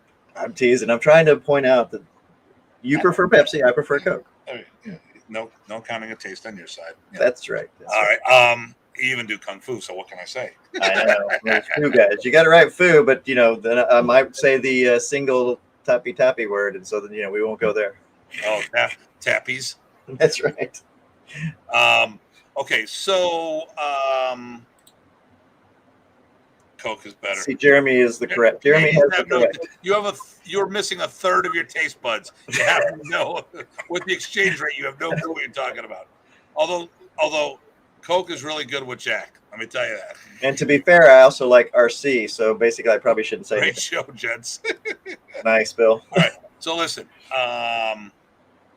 Any other rapid fire things that we forgot to get to? Yeah, no. Here we go.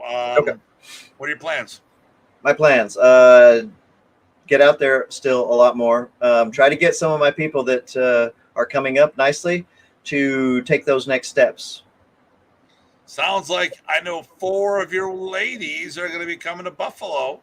Yep, They told me that for the anniversary camp. One of them will be testing for black, and then another gentleman, and then hopefully I've got a guy testing for multiple blacks, but I'll let you guys decide. And if you do come to the anniversary camp, we will be doing old school testing. There will be color belt and black belt testing available. We'll talk about all that later.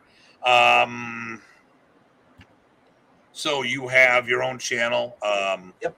And you have Modern East Basics playlist. You have the JOTS, the Just One Thing. You just hit a little over 3,000. Yep. We need to get them up to 4,000. So if you haven't already done it, go over. I mean, Jeremy's doing it, or actually he's doing it on mine.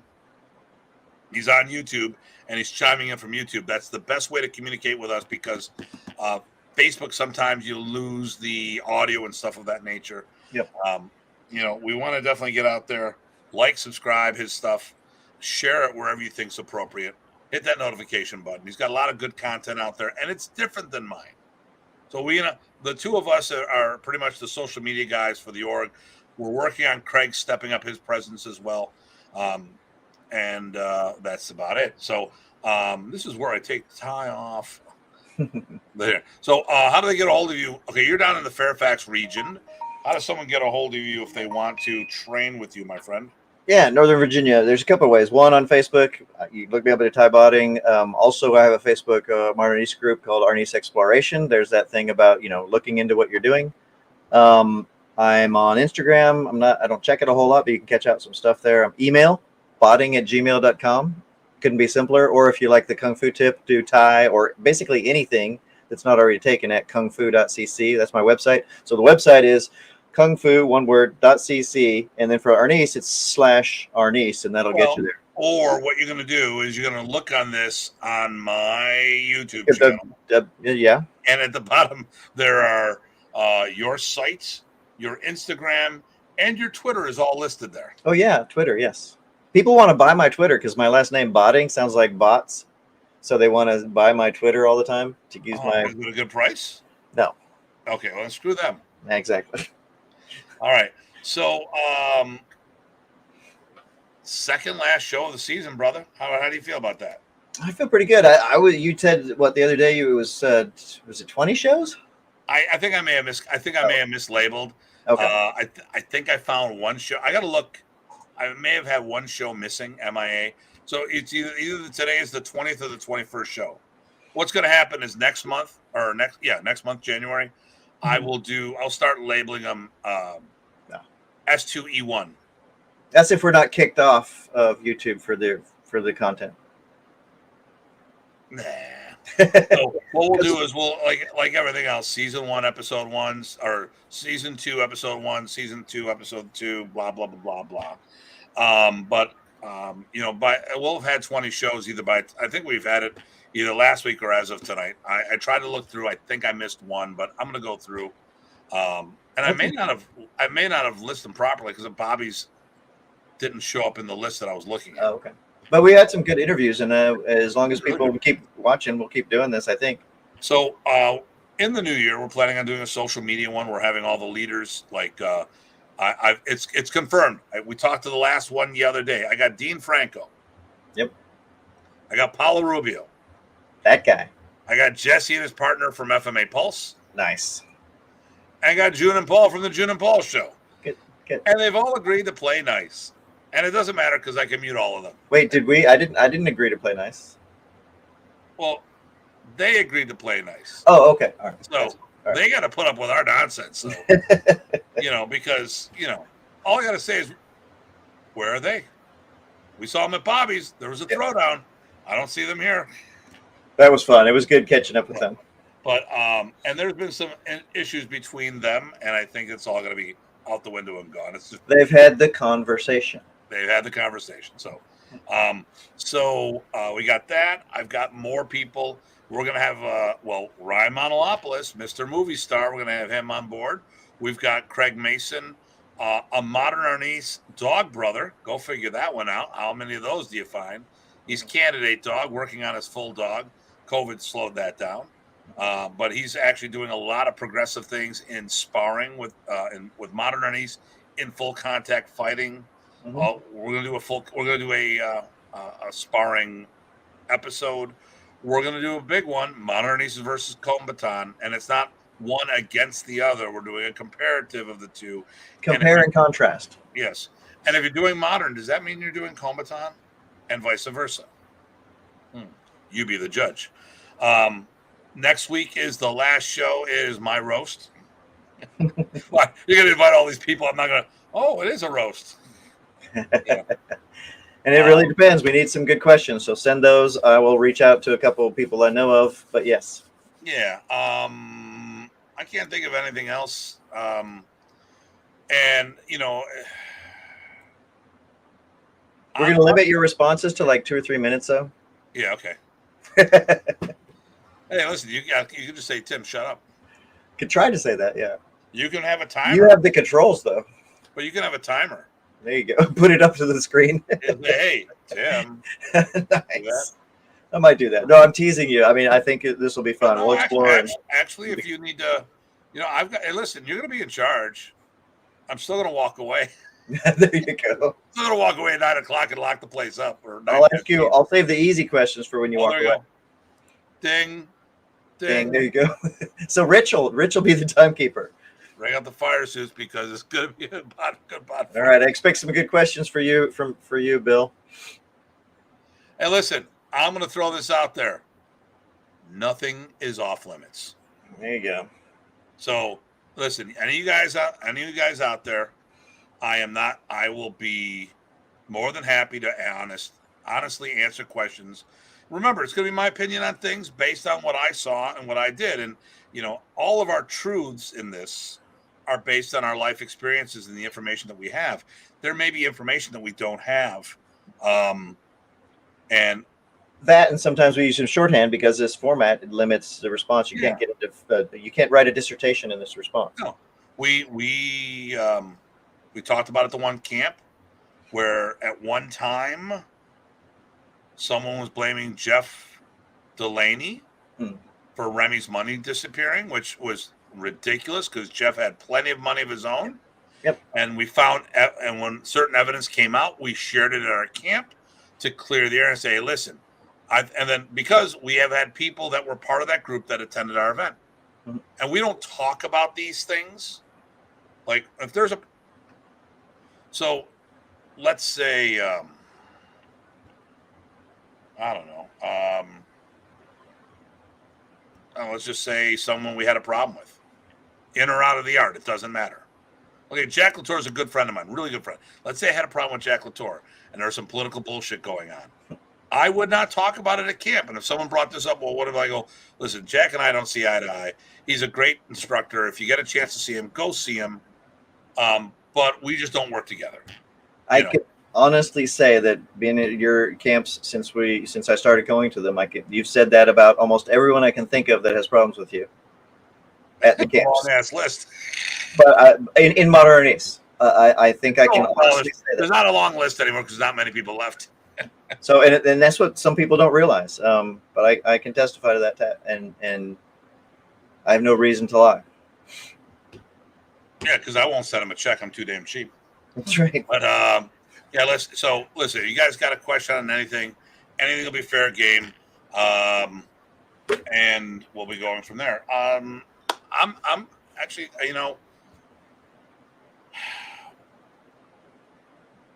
I think we need to do a follow up in the new year for you. There's more, but I break up my sayings, I guess. But no, there's a bunch of places we didn't go. Right, and I think we need to go through this. I think what I'd like to do is watch the show or listen to the show And see where I messed up. and I mean, it's a 2.5 hour show. I will listen to the show while I'm working. I go, we talked about this, and this. What did we miss? Because there's plenty of things that we didn't talk about. Mm-hmm. What's your favorite Remy story? Favorite Remy story? The ones I can say. Okay, we'll go with that. Favorite Remy story. I'll say the one that I don't normally say because it's in this late in the show, no one's going to care. So I think I've talked about the time when I went up to and we crashed a seminar that Hawk was hosting, and we're gonna drove him down to Bryan College Station to do our seminar, and then drove him down to Texas to Houston to play in Randy's yard for the whole day. Driving down from Bryan College Station to Randy's house, there's some gaps in towns and things like that. Remy had to go to the bathroom. We're on the middle of I-45. He says, pull over. And so Raymond, of course, is a cop. And he's like, Remy, we don't want to do that. Indecent exposure, all that good stuff. And Remy said, no, it'll be okay.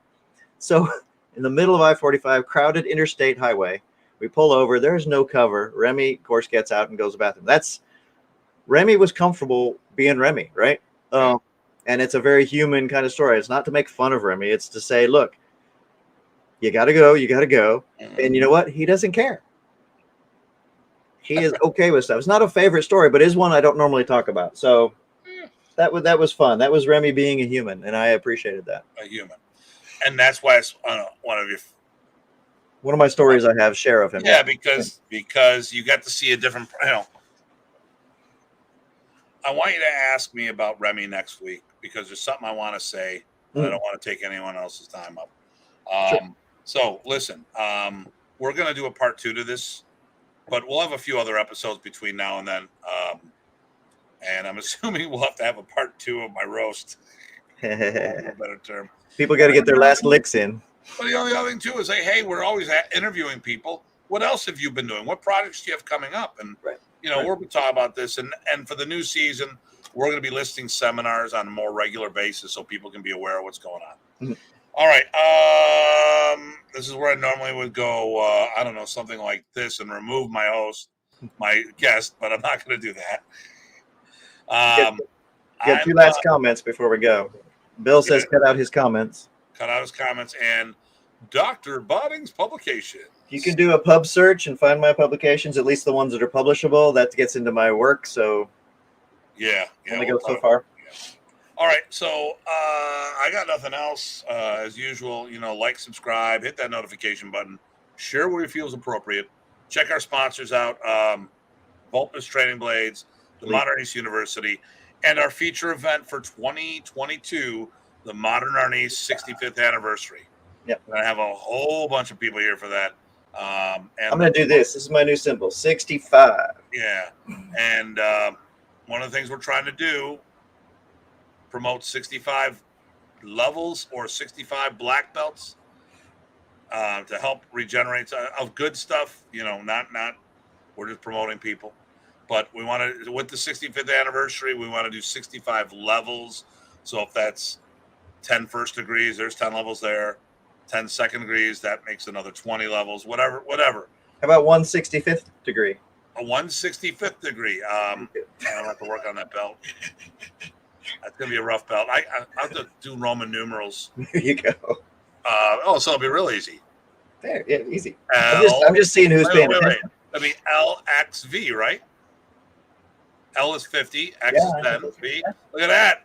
Boom. Very good. Not too bad. I haven't been hit that many times in the head. Not 65 times? No. Oh, maybe that could be the 65th anniversary. But we'll pass on that. All right. Well, listen, everybody, as always, please stay safe and stay sane. This is Dr. Tim. And PG Ty. Take care, everyone. Thanks for listening.